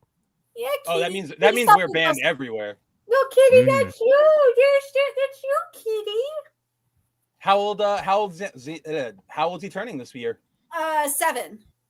Oh, he's young still. I thought he was older. He's a little baby. Kitty. Look at you, kitty. You're a game kitties. You're gamer kitties. Yeah. Surprisingly enough, there's no PlayStation title. Kitty Goes to Koreatown, which I think would have been probably the most interesting. No Korea kitties. No Korea kitties. Mm. Look at that. At least not for a few more years. He's got at least 2. No, you got 10 years in you. It's just to beat him up, and he just goes around like beating up Asian people with forks and knives. I would play that. Yeah, Baba. How's it feel? How's it feel? Exactly. You just claw him in the face.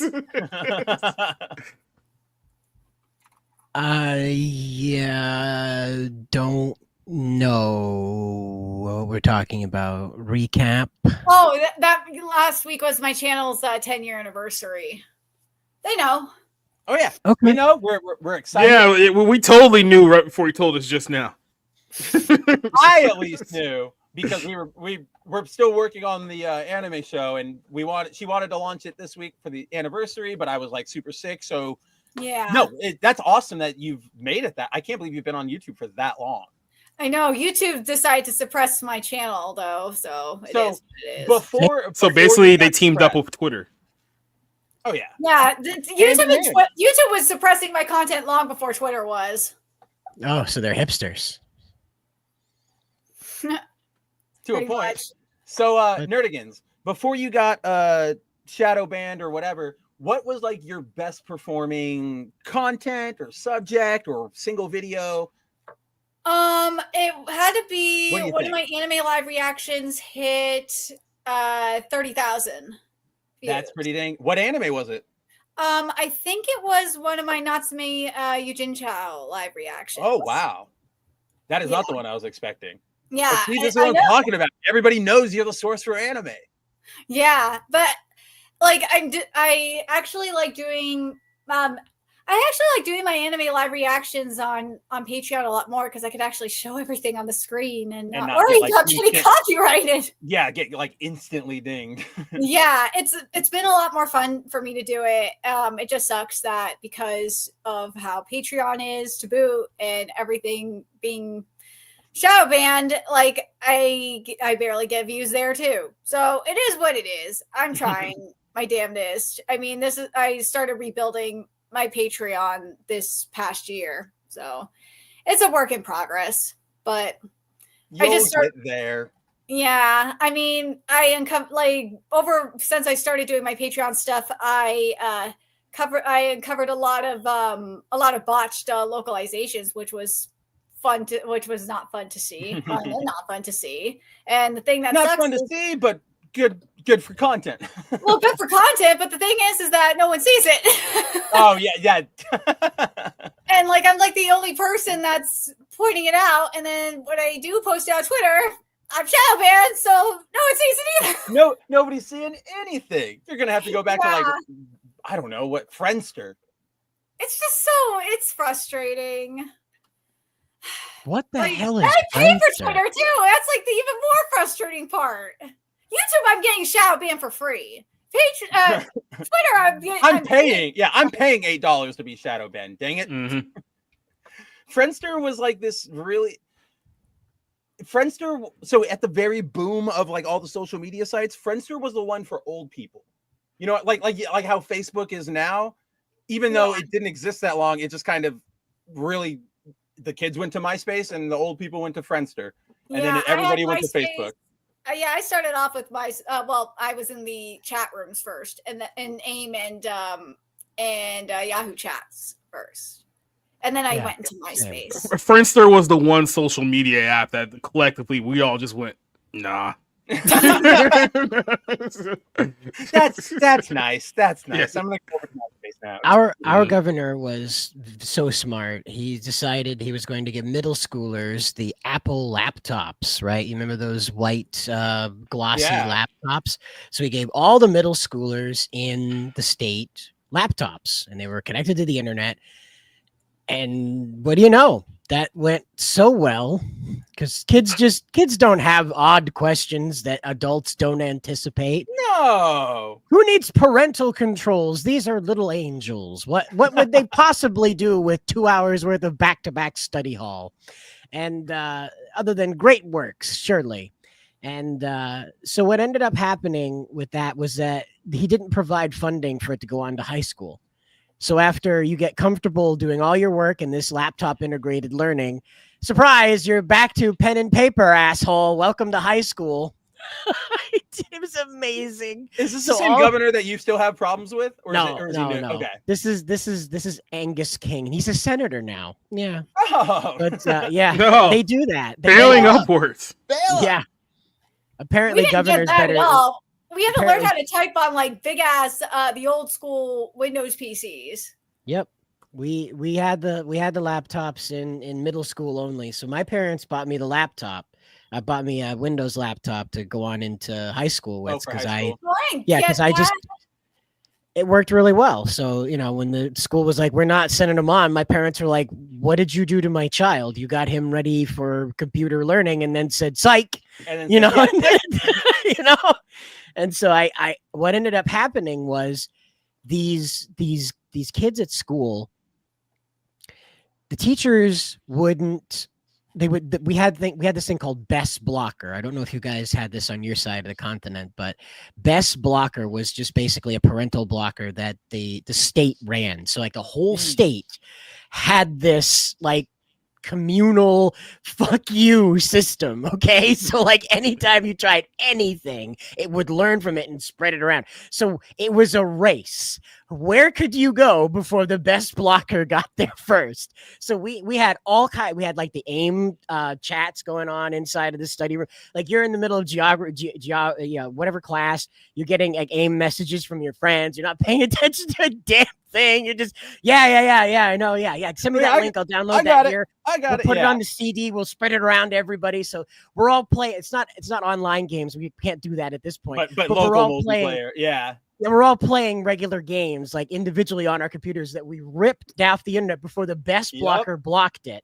So the teachers were then going to the website, seeing it was blocked, and then wondering how we're getting these damn games. 5D chess. You don't even have to engage with the system. Well, see, China's gotten into this mess now. They've decided that they're going to try and force censorship on the West, and they're going to be bold-faced about it now. So they've decided to remove the mods. You can't mod Marvel Rivals. Well, a week later, they're modding Marvel Rivals again. And it's now they're...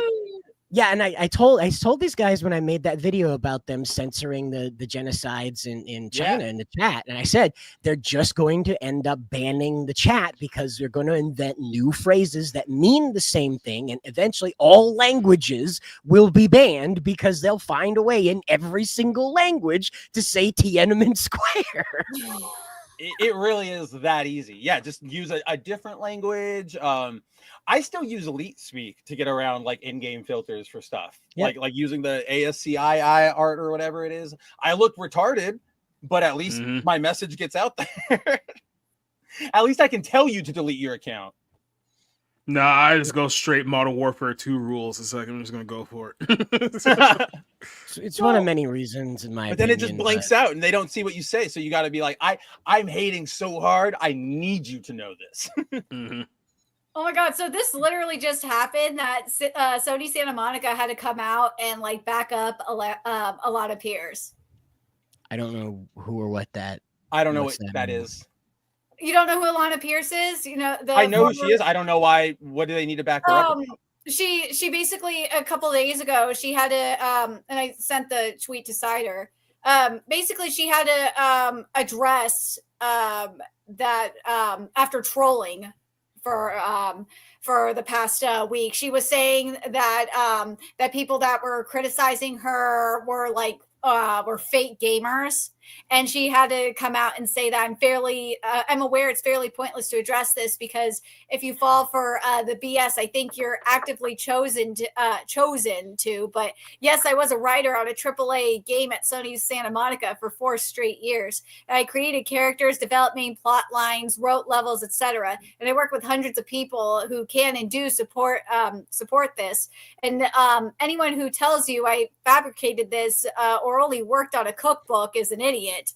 And I have been probably annoyingly vague about details, because when you work at a big company and you have been following and you have a following, sometimes people explicitly ask you to be. And I care more about the people I worked with there than I do about the internet's bad actors. Like, she's been attacking people for like the past, I want to say 72 hours at least. I mean, is that the fake gamers thing is kind of an attack, but really, if people are going after her and saying she only wrote a cookbook and they're like denigrating her work, she kind of has a right to say, no, you're being jackasses. Like, can I get said cookbook? I like cookbook. yeah. Can I get a copy of that? Like, I'm sort of at this point right now between this stuff, the Kingdom Come stuff. Like, people really need. I'm kind of just. People need to log off for just a couple of days. We talk about just need to log off for a couple people of days. just need to like log off, and people need to stop being so ready to like fight over every single thing. And like, it just got it. And I also super hate the like really disingenuous. So one of the big things in the Kingdom Come drama is that there's a YouTuber named Rev Says Desu who made a video about it all, but they titled their video like Daniel Vavra goes woke, people turn on him. And so Daniel Vavra sees that video and he retweets it and he's like, I'm not going to give this grifter like any attention. And now everybody craps their pants and goes, wow, you didn't even watch his video. How dare you write him off like that? He's on your side. And it's like, okay, maybe he is. But when you're dealing with thousands of people a day and you get flooded with people going, you're woke, you're woke, you're woke. And you just see another video that says he's a grifter. I don't blame him for just going, I'm not going to give that my attention. Like, it's insane to me that a lot of the people who are getting on like him or Alana, it's like you guys would be having the exact same reaction if somebody came to you and said, your stuff sucks. You would go, no, it isn't. No, it doesn't. And the only reason people are saying you're being emotional or whatever is because they're on the other side.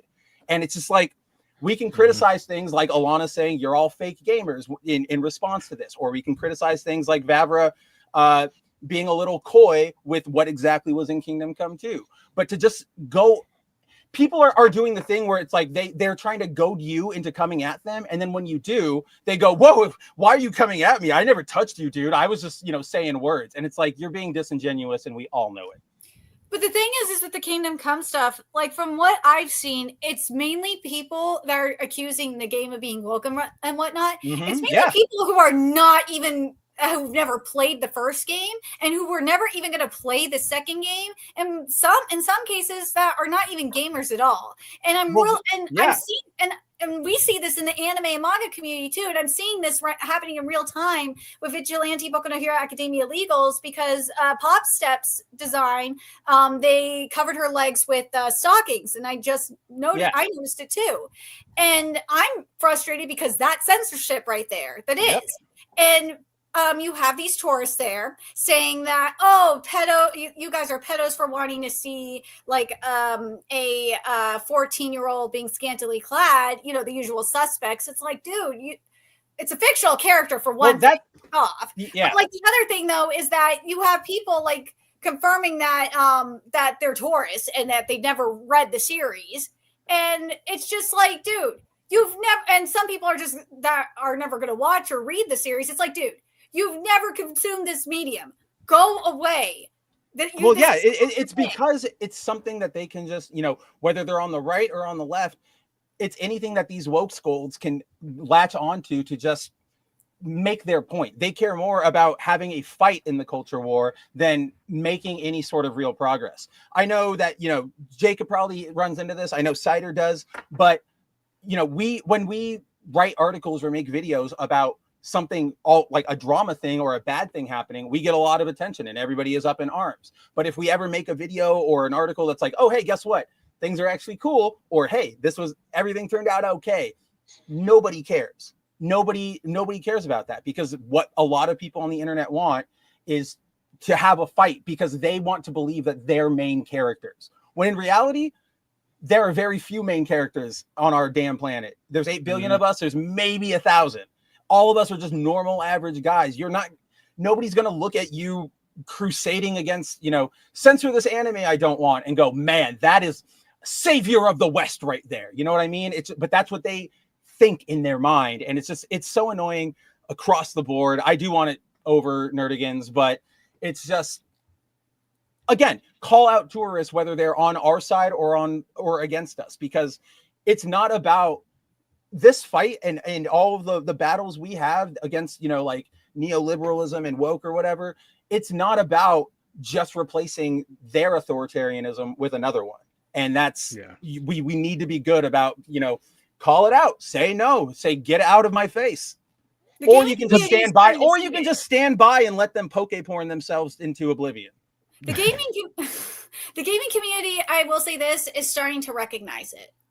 It took Trump getting in. It was even prior to Trump getting into office, but the gaming community is starting to see it. The anime community and the manga community have been dealing with this for years. We've done. It's really become apparent, like since like 2020 when COVID happened was when the infiltration started. We've been dealing with it since then, and we've never tolerated it. The gaming community is just recently learning about their infiltration because of the Holy Crusade, so to speak, because of GOONER GATE. You guys are learning what we've learned like years ago. So to be clear about this deliverance thing, though, is that the biggest contention that's going around is that Vavra himself has confirmed that Henry has an option to be gay. Now, to be clear, this is not a good and happy thing. Henry does not spout wings and become the greatest that ever did. He does not become a girl boss when you choose this path. We're not clear about what happens when you choose this path. As usual, he's not going to give you every last detail of what happens, because what's the point of playing the game then? So, however, he has confirmed that this is the case. So from what I am not a Kingdom Come Deliverance player. Man on horse with sword. Man on sword is coming. Believe me. Man on sword with horse. Man on horse with man sword. On horse with sword. It's not my thing. I'm just not into it. I'm sorry. I just don't go there. So from what I understand, I did my research on it. I went through and I watched reviews of the old ones. I went through and I read the the review of the original thing where Vavra was explaining in the YouTube comments that it doesn't matter that Henry's straight and you're gay. You're playing Henry, not you. So it's okay that he's straight because it's not you. You don't have to be straight. It's just Henry is. And then now he's made the choice that this has to be in the game now. And he's not offered a train of logic to this at all. He's confirmed that it exists. Why does he have to? Well, for instance, if it doesn't matter, why did he do it? Well, he said it's something hold on, Nerdigans. This is what I hate this line of argumentation, because what does it matter? He wanted to do it. He wanted to put it in there for whatever reason. Maybe he either wanted to just, have the scene, because if you guys have looked at what has leaked out about it, is that these scenes aren't like Cider said, they're not about, oh, everything is gay, let's praise, it's a pride parade. Right. you engage with it and you see real life consequences. So maybe he wants to put it in because that's how it was back in the time. So let's give players a little mini history lesson. Or maybe it's just supposed to be a fun little Easter egg of a scene, right? For example, there are a bunch of different weird random interactions you can have in both Red Dead Redemption games. But Rockstar didn't come out and go, here is every single thing we do, because that's sort of the fun. When you have an open world adventure game, you want to go around the map and make your choices and go, oh, wow, I had no idea this was going to come.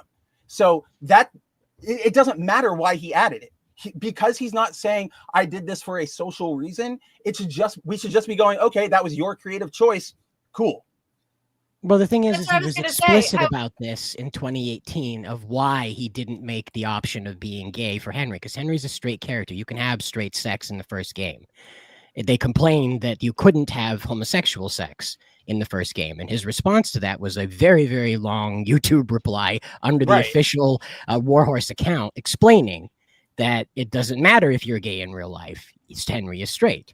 And so this is a contention with players, is that they find it to be disingenuous to him just to suddenly do this. Where he was explicit about Henry being straight in the first game, and it didn't matter about the player in real life. Now this has changed suddenly. But it seems like it doesn't, though. It's not changed. Hold on. It seems like this is more of a conflict between, I guess you can call them fans of the game itself, because essentially what you're saying is that there was an initial complaint that they couldn't be gay in the first film, and then he went on to explain why that was the case creatively. Then I guess they changed that for the second film, so now the people from the first film who I guess were supporting that change are now trying to figure out, did he do that because of the heat he got from the other group? Yeah. So it really just seems like it's more of a back and forth between the two groups more than it is about him himself, right? Like I think he's basically trying to say, Dan he was big with Gamergate for this. That's the thing, is he took this stance and he became a champion within Gamergate, and he really leaned into it. He wore a bunch of t-shirts that declared this kind of stuff about his game to the different interviews he was going through, really embraced it. And so to see him go over there is where they're contention. But here's my problem is that you're just saying to see him go over there. Now, we know we have all defined woke throughout all of our times together as, very forceful, trying to, inject a message saying you need to accept this. This is what you like. Take it and run with it. That is not what he's doing here at all. We don't know specifically why he made this change, but one, we should be like, we saw what he made in Kingdom Come Deliverance, and he leaned in with us on Gamergate. I don't think we should just go, oh, now there's a gay thing. You are an enemy. You are against us. Because guess what? We also I will support gay people. Hypnotic supports gay people. Like that's not a woke angle. Sure. And what Hypnotic said about it was that he felt that people who were betrayed by this felt rightfully so about it because of the strong stance Dan had taken against randomly inserting gay characters. You can feel that betrayal, but to go, oh, he's an enemy now. This game is compromised. We got to throw it out. Right. I'm going, what is wrong with everybody? Like that's why I put in the video that rather I'll let Nerdigans go real quick, and I have a kind of a feeling on that too. Everybody, I know Nerdigans going to say something. But from what I understand is that you have to do a certain sequence of events to get the gay storyline. And it's kind of like, in terms of consequences, it's like with what we've seen in like Infamous or Star Wars Unleashed. The actions you do determine if you're going to be good or evil. That's how I see it here with Kingdom Come Deliverance. The actions you take will determine if your character is straight or gay. It's not like, oh, he's gay. It's like, no, what you do determines if he is gay or not. That's how I see Spencer, let me ask you this. Is your point of contention kind of the people who are seeing this and I guess saying that, he's involved with like pushing some bigger agenda, or like that's kind of like your point of contention of this whole thing? Yeah, my point of contention is more, exactly. Yeah, because I look at it from the perspective as like, for the people who are like questioning like his creative decision, like I have no problem with them questioning the creative decision, especially if what Cider was saying here that there's at least a precedent that was set beforehand to make so that the question is valid here. But I guess the real stake is that he publicly hasn't made anything one way or another to make it seem like he did this specifically to pander to either the group who were complaining to him previously, or to spite the people who I guess may inadvertently have been on his side the first time around, and now clearly they're seeing something else happening with the second game. Is that kind of where everyone is in the middle here? I think that's where a lot of the contention comes from. Yeah, because again, like there's people that want to have a problem with the man from Mali being in the game, but it's more of a historical thing where Dan was very passionate about explaining why the Moors weren't in Bohemia in the first game, but Dan does explain that the foreigners that are in the second one are part of an invasion. So man from Mali, he's only ever mentioned one black guy. So far, he's part of an invasion. Like, but that's the thing is like everybody is acting like he just went ahead and said, "Oh, everybody in Bohemia was black." The president of Bohemia is a black man. Yes, right. And it's like, if the game starts looking like Wakanda, then I'd be like, okay, I think you guys may be justified. this again, that's been like the other end of this, where people who are like very big on history that thought Dan was too are annoyed that a man from Mali's there rather than a man from, say, what's the place that has all the stars? Kenya, a man from Kenya being there, and because that's closer, if you will, than Mali is that's what they're saying, is that geographically it makes more sense for a man from Kenya to be there than a man from Mali, and that's where their big argument is. Can I say this? Just slightly unrelated. Like, I do like that history nerds are now like in the forefront of the cultural war. Now it's like, because history nerds basically got no respect for like several years, and now here they're we got Cleopatra. Insurmountable amount of years. Let's call it that. But now there's a movie about it. It's called Atlantis: The Last Adventure, or whatever it is. There with Milo going down there, Last Empire. There, yeah. Oh boy, about historians not being treated right. But you're right. The main point of contention is that Henry now has the option of being gay, and that's where a lot of people who took Dan's attitude, I have the original, a question real quick. I have a question, like a clarification question. Has anybody said anything that this storyline is specifically about Henry? Yes, Dan's confirmed that it's Henry's. You're now Henry's optionally gay. Dan has confirmed this. Yes. Okay. Yep. Then why are people pissed then? I don't get it. Well, because hold on a second. I'll say this just real quick. If he did previously state that the character was not gay, and now he's saying that you're optionally gay, it's in order to. But we don't even know if it's him actually, or I guess we do from Cider. But yeah, go ahead. But I'm saying though, because if we're talking about specifically like a character, if you've already stated, and we talked about this with Digimon earlier, like if this is part of your Bible, then don't change that like later on to. Like I said, I'm not saying that it's right, but I can understand why people will be like, now you guys are just changing the character to pander to people. If you've already previously stated that, hey, look, this is what we're doing with this particular character, and that's the whole thing. If that's the canon, then it's like, okay, fine, that's your president you set. You can't just immediately go back on that character, because then people are going to be like, hey, why you're doing this? And this is where people are going to start arguing. It's like, oh, this has to be woke. This is a woke decision. And it's like, if you're going back on what you previously stated, it's one thing to state one thing. Like if you're saying that, hey, look, this is what we're doing here with this character. It's not going to affect anything else regarding like the game's quality, whatever the case. But this is what this character is. This is just the way it is. Okay, that's fine. But then when you go back on that, that's when people be like, okay, now you're kind of going back on your word and what you've already established, and that's where the arguments will start coming. And I can get behind that, saying like, hey, that's a big change. That's weird. But the problem, especially if you've already previously addressed it. Right. And I can understand that. Like Hypnotic said, like, I understand how everybody feels betrayed. My bigger problem, though, is that instead of going like, I disagree with that decision, I don't like that, everybody has, for some reason, Kingdom Come became this like, everybody thought it was going to be some proto-Christian nationalist like simulator. So everybody is looking at it to be, because it takes place during an event that was like a religious war, the War of Bohemia.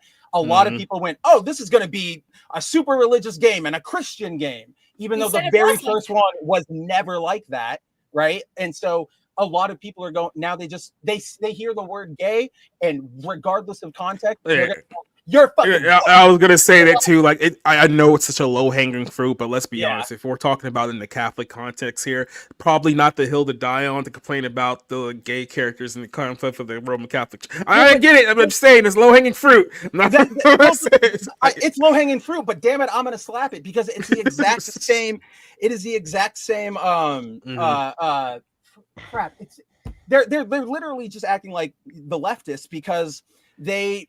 Oh, damn it, I totally lost my train. I mean, look, I get it. There's things to definitely question. There's things to definitely be angry at the same time. As we've talked about with this whole thing going all the way back to GOONER GATE and the first, was it First Descendant, whatever that name of that game is. It's like, people sometimes will choose the absolute wrong hill to die on. Not saying that there's not an argument or a discussion to be had about certain events. I would say this is definitely one to have one. But yeah, you are just going to have those people who are just going to throw themselves in front of the train and be like, "This is the day that I die," and this is where we get well, here this with is this. this is where Dan finds himself, though. Is right. We have Cloud Strife in the chat bringing this up, and it's relevant to what we're at. Is that the third rail to here, the third rail, if you will, the one that's electrified, is Dan Vavra himself. Yeah.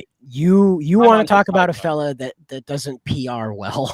Okay, but the guy has literally been railed for days upon days of people going, blame him. "You put this in your game," and he goes, "No, I didn't." And they go, "Yes, you did. I know you did. You're a satanic sodomizer." Like, when you have that coming at you for days upon days upon days, I really don't blame you for going, "Shut up and get out of my face." Yeah, Look, and look, you guys in the chat take that? I will say this. Before Jacob says, and the majority of people that are saying this are tourists. They're not even people that have played the game. Well, and that's the fact that Daniel had to come out and say this is not a Christian game, and the majority of people that yes, it is. Damn it, yeah, it's not a Christian game. What the fuck are you talking about? But like I said, as someone who has dealt with wrestling fans quite a bit over the last couple of weeks, I do understand getting to a point where it's just like, you guys are just stupid. Like I understand. I'm not saying it's right, but I say I get it. Right? It's just like it's the old Chris Rock thing. I'm not saying he should have did it. Right. But I get it. And then like one of the things I wanted to raise to what Nerdigan said about how everybody thought this was a Christian game, and this is the thought I lost, is that it's so funny seeing the Christian nationalists pull the exact same card as the neo-leftists who when we see people who go, "Oh, that character is trans, that's trans representation," it's always like Gren from Cowboy Bebop, who was medically experimented on, or it's Bridget, who was forced into like hiding because they were going to kill her. And we always go, is that really the best representative you want for your side? All right. In Kingdom Come, the very first one, you gamble, you cheat, you can sleep around, you can murder everybody in your way, but all these tourists are going, "Oh yeah, see, this is a Christian game," even though it's like, is that really? Then it's not. You just wanted a there's people out there who think that the Inquisitions were a good thing, so yeah, you got to remember those people do in fact exist. It's just it is tiring. And look, guys, I hear the complaints about, oh, he should have handled this better, but this is what I was saying earlier, is that there's a certain point where, yes, if people are coming at him and criticizing him and it's just normal criticism, maybe some of it's a little heated. That's the thing that we all sort of normally deal with. When you're coming at somebody for days upon days and you are just saying, "You're a liar, I don't believe you, piss off," at that point, he doesn't owe anybody who's coming after him any respect, because you're not offering it back to him. This is the decorum that we need to bring back into all of our discussions. It is so immature for our side to go and poke at people, and then when they go, "Hey, leave me alone, stop," go, "Whoa, why were you being like that?" Again, this isn't about going, "Hey, I don't like that change," or "I disagree with that," or "I think you lied to us." This is about railing into him and just attacking, and then trying to play the victim. Well, and that's where we're at, Vavra's out there doing his thing, and everybody's going to have to deal with it. So one way or the other, the game's going to come out. Moral combat. You're going to have to deal with it. Right now, the game is doing just fine. Vavra reports that of the lost sales, they're not tallying much of a dent in what the final pre-order situation is looking like, and the game is still tracking well on Steam despite the hiccups up and down. We were told a little earlier, though, that by a fellow, at least in Saudi Arabia or in contact with someone in Saudi Arabia. I didn't catch which of the other there. The game is still for sale there. Well, he says that it's not. Yesterday it was, but today it is not. So I again, this is a person from the chat that said this, so I have to. I didn't check it today. I have not checked it during the show to confirm. Yeah. I am not in Saudi Arabia to know. I'll have to use a VPN or ask someone with a VPN to use it. Even those don't work half the time. Yeah, so that, They again, still know you're in America. Mixed results. The only way we'll really we were know like is- this close to, and I'm not even making that. We're like this close to like video games. Like once they figure out, it's like, hey, you know, we can make more money by charging the bigots to buy the Saudi version of this game. Like a $10 like surcharge. Like if you want the clean, trust me, they'll do it. They have no we're gonna have like parental clean edited versions of albums and then like, the regular album. Heck yeah. It's like, oh, you don't like your trans flags in your Spider-Man games, but for $10 more, you can get the Saudi content locked version. And I'm like, got him. We'll just make them pay $80 for our game. It's like we were talking earlier about that pirate site for anime that they just make it like the corporations make the pirate site and then make you sit through an ad to watch the pirated anime, and then that way they get the money out of it on both ends. It used to be. Well, the thing is that something that Japan does is that they have they upload anime on YouTube all the time for Gundam like, info. Yeah, for special for like anime anniversaries and stuff like that. And Musasia that's just for South the Southeast Asia area. They have anime on YouTube for free. And this is simulcasting. And you know what we get? Toei goes, okay, we're gonna make Kamen Rider available in the West, and you get one episode. You get the very first episode of the season, and that's it. Go look at the Kamen Rider World channel. I hate it.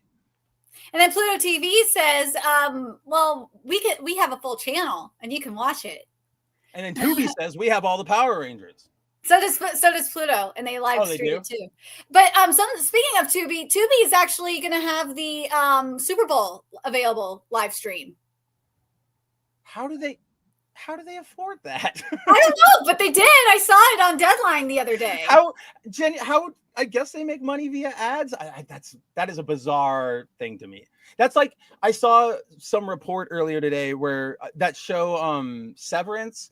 There was some headline where it's like Severance made $300 million for Apple Plus, and it's like, what are you talking about? And like you go and you look at their methodology, and it's just a lot. It's a lot of like, well, this number exists, so it has to mean this, and it's just like nobody knows what this business is anymore. But yeah, like I think companies are starting to notice that the free streaming platforms are the future. I hope so. I don't know. Hope so too. I love Pluto. I mean, I've long since abandoned any real services. You know, I get my own stuff. I have my own rips. I have my own collections. I don't care about streamers anymore. They can all crumble because none of them really offer anything that is worth the constant whatever membership fee they want, right? Like Netflix is raising their prices, and I'm like, what the hell has anybody watched on Netflix in the last? Oh my god! Years? I'm so glad you brought up Netflix. This would be the last thing we talk about here for the next. I have to bring this up. So this is related to the WWE move. Yeah, directly. So if you recall, WWE went to Netflix. I think they've done like 3 episodes so far. The first one that they did, now the numbers are all skewed, so don't really believe any of the numbers that are out there, because one site will tell you that, oh, they were in 2.6 million households. That's not actual viewers, so who knows how many people actually watched it. Then it's like, oh, it got 5.9 global views. That's also not viewers, so who knows who actually watched it, right? So the second episode, because they're not actually giving you the live numbers anymore, so you're not going to be able to figure out, oh, 1.6 million people watched on Monday. A lot that doesn't exist anymore on Netflix. So what you have to do is now you have to wait for the end of the week, which is usually on a Monday, the way they count this up, to figure out where Raw, I guess, lined up throughout the course of a week. So now here's how they're grading the ratings now. You go to the Netflix top 10 and it'll tell you how many quote unquote views, which is a skewed number based on runtime and clicks and stuff like that. And they now count it for the course of an entire week rather than one day. So the second episode got 3.7 million views, quote unquote, which is down 2.2 million from the first episode, which is like almost exactly what I told everyone was going to happen. And that's exactly what has happened. And literally as they made that announcement, A day later, it was like, oh, Netflix is raising all the prices up $1. Now, why would they do such a thing after claiming that, hey, no, we got 30 million new subscribers, everyone. Everything's going great. By the way, we're all going to charge you more money for our platform. They just realized that, oh crap, we're not actually going to average 5 million people a week like WWE told us that we were average, because they worked us, because that's what they do. They're literally a pro wrestling company. They lie for a living. Well, how are we going to make the pitfall now for the paying for this $500 million disaster every single year? Guess who's paying for it? You, the customer. Your prices are going up so that we can offset the cost. And I want to like really drive home how like accurate and on point you are, even though we don't have official things, because guys, they came out and they announced, so they did that the price hike announcement literally like in the next breath after they said, we've just hit, record subscribers, we're doing great, by the way, we're buffing up like money. They didn't even wait, they didn't even try to cushion the blow. That means they're desperate. They said it with their whole chest immediately after a win. And they knew, they have to know that if they announce that, they're going to get, railed on by people like us. So they are desperate. They're like, oh, we need that money. So last night we did a little quick math here, and for WWE Raw, that on USA was only averaging about 1.6 million viewers on Raw. We said that if every one of those people, when was USA? When were they back on? That was a long time ago, wasn't it? No, they just got off USA last year. But they had been on the network for about 25 years. It was like a 5-year period. They were on TNA, but then they went back to USA. Okay, that's what I was thinking of. Yeah. I didn't know they went back. So if all of those people, all the WWE fans who, assuming they didn't already had Netflix before this deal, bought Netflix. Now, due to the tier price is anywhere from like $7 to $25 a month. Let's make even say $16, right? Each one. So every single person who watched Raw got a new subscription for Netflix and then paid for the entire year. You were looking at somewhere about $300 million rounded up, right? That's where you're at. Netflix is paying WWE $500 million a year to be on the platform. So assuming every single person who watched Raw got a Netflix subscription and are buying for Netflix, it is still not covering the amount of money Netflix is paying them just to be on the platform. So the question I asked last night is that, how is Netflix actually making money off of this deal? No one can seem to answer that one. All I can see is, oh, guess what? Prices are going up, everyone. So it's like, oh, I get it. You're going to bake that subscription deal, the what you're paying WWE, into the cost for everyone. So now everyone's Netflix subscription is going up thanks to WWE and Netflix. And they're gonna, later on they're gonna, use the price point hike as like, look, we got Raw, and then our profits went up, and they're just going to ignore the fact that they raised prices. That $500 million, like when you were saying $200 million, I was like, that's so high, like that's ridiculous. Even at our best, that's probably not going to happen. And then you said that's what they were only pulling in, and I just went, there's no way. Like there's no even way. If all 1.6 million people who did not have it, this is assuming a lot, even if all 1.6 million people who didn't have Netflix before this deal started got the highest tier price, which is like $25 a month, and paid for the entire year, it still would not cover the cost that Netflix is paying the WWE to be on the platform. It still wouldn't cover it. Other stuff too that they've got to like pay out and produce and all that. Like this isn't the only thing they're running. Probably a good chunk of the Raw viewers are pirating too. So I don't think Netflix took that into account. Is it easy to pirate though for like live? Oh yeah, like, are there for like live wrestling? Pro wrestling is like literally one of the easiest things to pirate on the internet. It's been like that for like 20 years. I actually have a website to pirate like live streams of almost every sport. Yeah, no, I have a bunch of sites like those too. I never see WWE streams being talked about anywhere, so I had no idea if that was a thing. Yeah, it's on there. There's even a live chat too for the site that I go to. Oh yeah, always. Yeah, somebody asks if Netflix is still in debt. The last calculated total for Netflix's debt that I can find is 2022. No, sorry, it's 2022, excuse me. 2022, the latest one I see was about $15 billion in debt. And that's just a debt that's just remained. Like it's not going away anytime soon, especially with what they're paying for these ridiculous deals. Keep in mind, Netflix has a 10-year deal worth $5 billion with the WWE. Now, they have an opt-out after 5 years, but they have to at least give WWE $2.5 billion during that time frame. So it's good. They're gonna. It feels like Vince is gonna have to like pay to like when you leave an apartment early because you're breaking the lease. Like it feels like he's gonna do that. Like you have to pay more to break the lease because he's gonna be like, I'm out of here. Maybe. Like I said, I mean, it's not looking good. But then again, we also ask this question here too. Is this?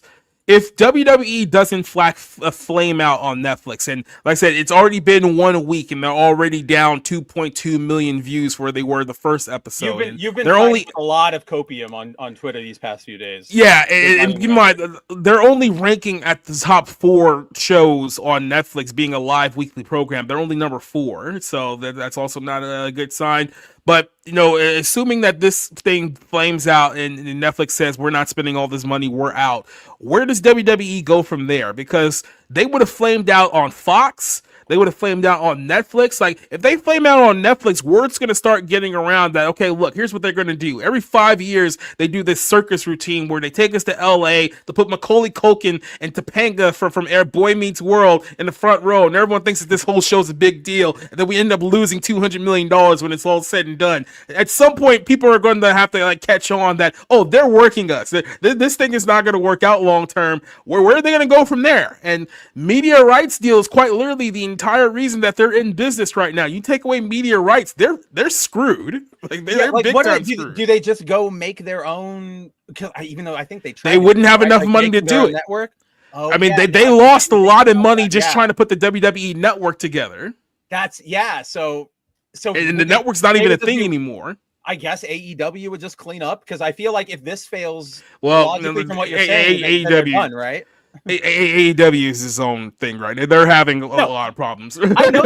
I'm not saying it's a good thing, but that's kind of what I'm getting at. It's like they're in trouble, but hey, guess what? That's all that's really left is AEW after that point, or house shows. I mean, AEW is averaging like 600,000 viewers on was it TBS that they're on right now, and Max, because they just lost the NBA, is paying them like $185 million a year, but they're getting like dirt like ratings at the moment, and they're not seeing a good investment. Like I said, I don't know. Bad for a live wrestling show. Sub $1 million is bad. No, 700,000.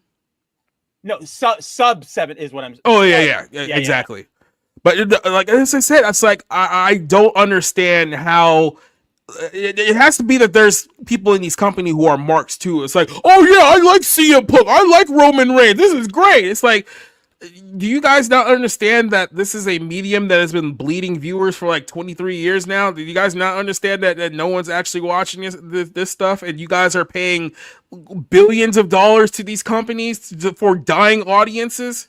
Jacob, these are the same people that are probably like the She-Rees or the maybe even the Steven Universe. Well, Steven Universe is a little bit more popular than She-Rees. So there those people that are pissed off that that Princesses of Power got canceled. Even though it had like no sales, toy sales, and like no barely any views on Netflix. That's what these people are. They are like the Tumblrites over there. They are. They are because the people who can't accept that this is not working for them, that Raw is in a bad place and all this, they've invested too much. They've made this their personality. So like they're gonna go in on it no matter what, right? They're like the MCU fans who've already bought their day one tickets for Captain Falcon. And their popcorn buckets, probably. Ugh, and their popcorn. I'm done. I hate the popcorn bucket trend. I know that's sort of unrelated to what we're talking about, but I hate it. It feels. I mean, look, the movie theaters are trying to make. They need to make money any way they can. Like they're hanging on by like a thread and a prayer at this point. Which is like, to that point, okay, I'm not mad at like the theaters because like get your dollar, but it still makes me annoyed when I'm like, when new movie, The Odyssey from Christopher Nolan, and the popcorn bucket is a recreation of the ship that can actually and it's just like, holy crap, this is stupid. Just go buy a toy. Disney did it first, though. To be fair, the Disney parks did it, but the thing is that that's different, though. Yeah, like the Disney park one is a little different, and now they're doing it for everything, and it just takes away the specialness of it. You know, it takes away the specialness of it. It makes it feel like you must, like, this is part of your consuming of the product. Like, you must get the bucket as well, and it's weird. And then, like, what are you gonna do with it afterwards? Nobody. Maybe like 3 people have ever made another batch of popcorn and actually used one of those things. Well, the thing I do want to say in regards to Raw, you know how you might get more viewers back is if you actually put hot women in bikinis. Oh, I was about to say bikini matches. But that's the thing, though. You can't do that because this current generation of wrestling fans have been conditioned to believe that those bikini matches from the early 2000s, that's bad because it was demonizing the women, and somehow they were being forced to do that, even though that was their job and they were being paid money. But somehow, because of the patriarchal dynamic there, it was bad money to do within. So yeah, this whole fan base has been conditioned to believe that no, it was bad when Tori Wilson and Trish Stratus were doing bra and panties matches. We've evolved from that. We now have unattractive women doing very bad matches But it's not bad that men are out there in Speedos. It's really sexist. No, because that's a power fantasy, blah, blah, blah. Yeah. Women in bikinis aren't a power fantasy. One of the things I love about, all the people who are either anime, video game, wrestling, who go, oh my goodness, look at how misogynistic this all was. Oh my gosh, they're in bikinis. This is so blah blah blah blah blah blah. I wrote an article about this, but I always think about it a lot. A couple weeks or like a month or two ago, the Marvel Comics executive editor, he got a question from a fan, and they were like, what is with you guys making so many variant covers that have Rogue in her Savage Land bikini? That's so gross. It's so misogynistic. And he was just like, you want the actual truth? Those sell. And people ask us for them because they sell. And it's like, yes, it is not that hard of a fact. And that's the way that mystery why people want to see. Dude, this generation of wrestling fans, they don't like things that draw money. This will be very, very quick here. Wrestling is a niche. As much as they try to gaslight themselves into thinking that, oh, it's more popular than it's ever been. No, it's a niche. It is a growing niche. And what's happening is that WWE is being able to suck more money out of the dying hardcore group of fan base that actually is like the last 10 years of wrestling up to this point. Anything that could potentially actually expand this audience to be more than just them, they rebel against, because what they fear is that if this thing actually did become mainstream, it wouldn't cater to them anymore. It would cater to what the masses would want, the same way that it was 25 years ago when the Attitude Era was killing the ratings for WWF. They were literally booking a show for the masses. It wasn't just the internet nerds or the people on the message boards or Wrestle Forum or Reddit or those people. It was for people who literally would just sit down, watch a wrestling show for 2 hours a week and go home and do other stuff. Like, that was the people who they are. Now they're framing their entire business on the people who are like, well, I'm going to watch Raw for 3 hours, then I'm going to watch NXT for 2 hours, then I'm going to watch AEW for 2 hours, then I'm going to watch SmackDown for 2 hours, then I'm going to stay up at 4 o'clock in the morning and watch Stardom and New Japan. It's like those people, when wrestling is just their entire life. But then I go to WWE and I'm like, what happens if that guy happens to get in a car accident? There goes 80% of your revenue. Like, But yeah, that's where we're at then. And like I said, to me, Netflix in this deal, it's just more mind-blowing to me because it's not like there was so much competition out there that, oh my God, it's like we have to give them $5 billion. Otherwise, they might go somewhere else. It's like Amazon literally said no. Triple H and Nick Khan went to go see Jeff Bezos and sat down with Jeff Bezos. And Bezos, with all his money, said, nah. Like, that's literally what he said. So there wasn't even any competition from like greenlit the Rings of Power, and he looked at WWE and said, nah, spent billions of dollars on the Rings of Power. He says, I'm not giving $500 million to wrestling, you nuts. I don't remember if we were talking about this when we made the joke like a week or two ago, but it's that joke you and I were saying about like they just started bidding it's like, okay, WWE media rights, we'll start the bidding at, $10, 5 million. It's like, okay, dummy. It's like what? It's like $500 million. It's like, do I hear 15? 500 mil? All right, man. If you want, there you go. It's a wash of a time for Netflix, for wrestling, for anime, for video games, and all that stuff. But that's what we're here for. That's why we hang out. That's why we're here to make fun of it all. 1 month until Assassin's Creed Shadow. Cannot wait. Oh, no, wait. They pushed it back again. That's right. Duh. So. There's a live stream with the director of Assassin's Creed Shadows on Twitch. I think it's tomorrow. That's going to be so obviously chat is. No, you get to chat with the director. That's going to be I know, but like funny. It's why do they keep opening themselves up for that? I don't know. That seems like a bad move. That's why I said it's going to be so funny. I'm going to have my popcorn out and just watch the Twitch chat. And see if they shut it down.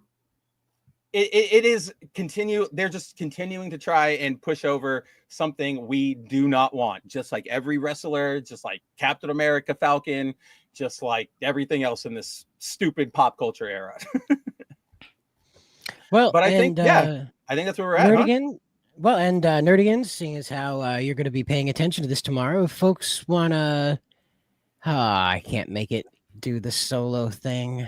Damn it. It's all right. I thought I had it figured out, but it says no, that's not allowed. Can't do it. Anyway, Nerdigans, where can we find you out on the internet? You can follow me.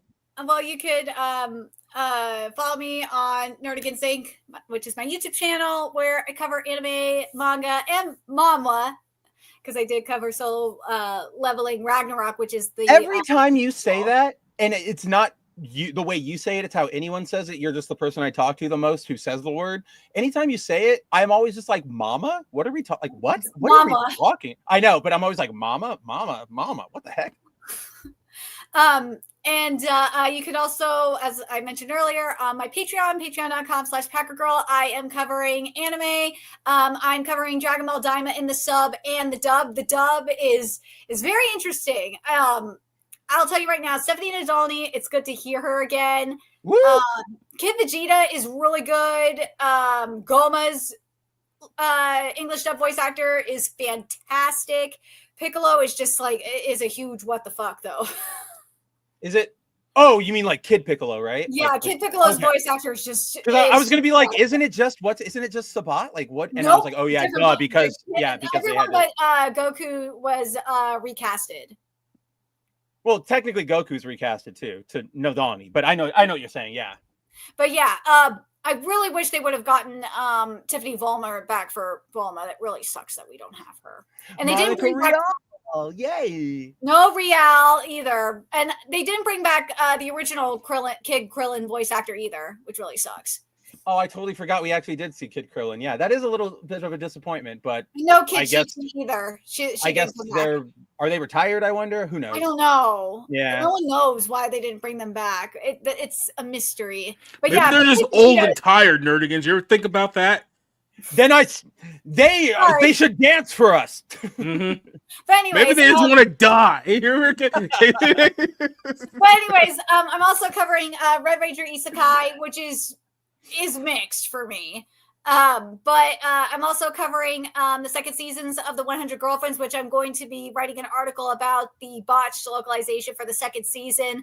Oh my god, it's bad. As well as Toilet Bound Hanoka-kun. Speaking of articles, I have an article finished for the story that we talked about earlier in regards to the Ameku MD Doctor Detective author going in on the feminists. Yeah. That was so epic. But yeah, that article is ready to go. I'm going to be writing an article about Guilty Gear's trailer and confirming that Bridget is still trans there, which really sucks. But it is what it is. And am I gonna? I asked you this earlier in the Slack, but I didn't get confirmation. Am I covering the Attack on Titan? I totally thought I did. Yes. Okay, so that will be that's in the works as well. Also follow me on Twitter, which is right next to my name. I wish we could have it like bigger, which is at Packer Girl, Packer_girl with a 9 for the A. P9 for girl. Where we cover a ton of insanity, and we'll definitely. And I think Jacob, we're doing more Pokemon adventures this week, right? Yep. Yeah, so we're doing Emerald and Heart Gold. Yeah, Emerald and Heart Gold this week. So stay tuned for that, and we'll be back here next Wednesday for more insanity. All right, and Jacob, where do we find you when the show's over? Society Reviews on the YouTubes and the Twitters, and Society Movies. If you want me to yell at Calvinists, Catholics, and wrestling fans, that's where I'm over there. I got some stuff coming out for the 511. I will be getting back to movie reviews. The reason why I haven't posted anything in the last 3 weeks, because if you guys noticed, nothing has actually come out in the last 3 weeks. Yeah. There just hasn't been anything to review, but that is changing this week. We do get a couple of films, so Amelia we'll be back Perez on that review every week. Give me a new review. God, no, please not. Yeah, so we got that coming up. Bible Lens on Sundays, Bar Room on Tuesdays. Me and Nurkins will be there on Friday. I got the Movie House show coming up here in a couple of weeks as well, and I think that's about it. All right, and Spencer, when this is over with, where do we find you? You guys, as always, you can find me over on boundingintocomics.com, where we're putting up new news stories every day. You can always hang out with me over on my own channel, Kabuto Studios. You can also hang out with me on my other comic book centric channel, Foil Variant. As always, guys, I want to thank everybody for hanging out with us tonight. And I want to sort of touch upon something Cider said at when I first got on, not the start of the show, but we are currently experiencing a lot of YouTube poopery. So anything you guys can do. We got on somebody's radar. I think it's all Nerdigan's fault. It always is. Well, I mean, I don't. Okay, that's gonna be a joke. That's gonna make this another I didn't mean it like that stream. But yeah, I felt it. I was blaming her because she's a woman, not because she's Jewish. I felt Cider like feeling it, and I was just like, oh, okay. But yeah, whatever you guys can do, like it, subscribe it, hit that bell. Obviously, just hanging out with us means the world to us and does help. But if you could throw us anything else, that would be awesome. But yeah, as always, we will be back, same bat channel, same bat time next week. And hopefully we can get over this weird YouTube hump. And as always, guys, we wish you good luck out there. Ordinarily, I would jump into explaining what the Bounding Battle Max is about, but I am very tired, so I think I'll just make a separate video for this weekend that'll explain what's up with that. It's basically a video game competition. We have the intention of taking what worked for American Gladiators and turning it into something you do with your friends in a video game server with lots of explosions. So look out for that. And prizes.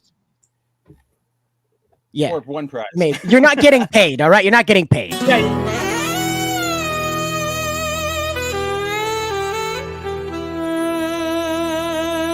Mama, we must run. The Wendigo Yakuza are here. We'll be okay. We're not alone. Where did we park today? Cider took it to deliver those flowers. You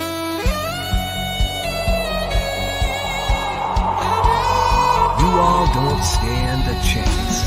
Underneath the moon's cold light, whispers linger in the night. Shadows dance with subtle grace. Secrets hide in every space.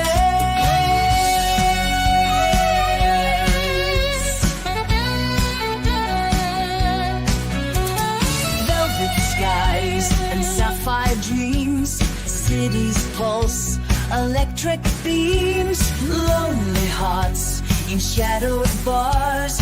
Fading tales beneath the stars.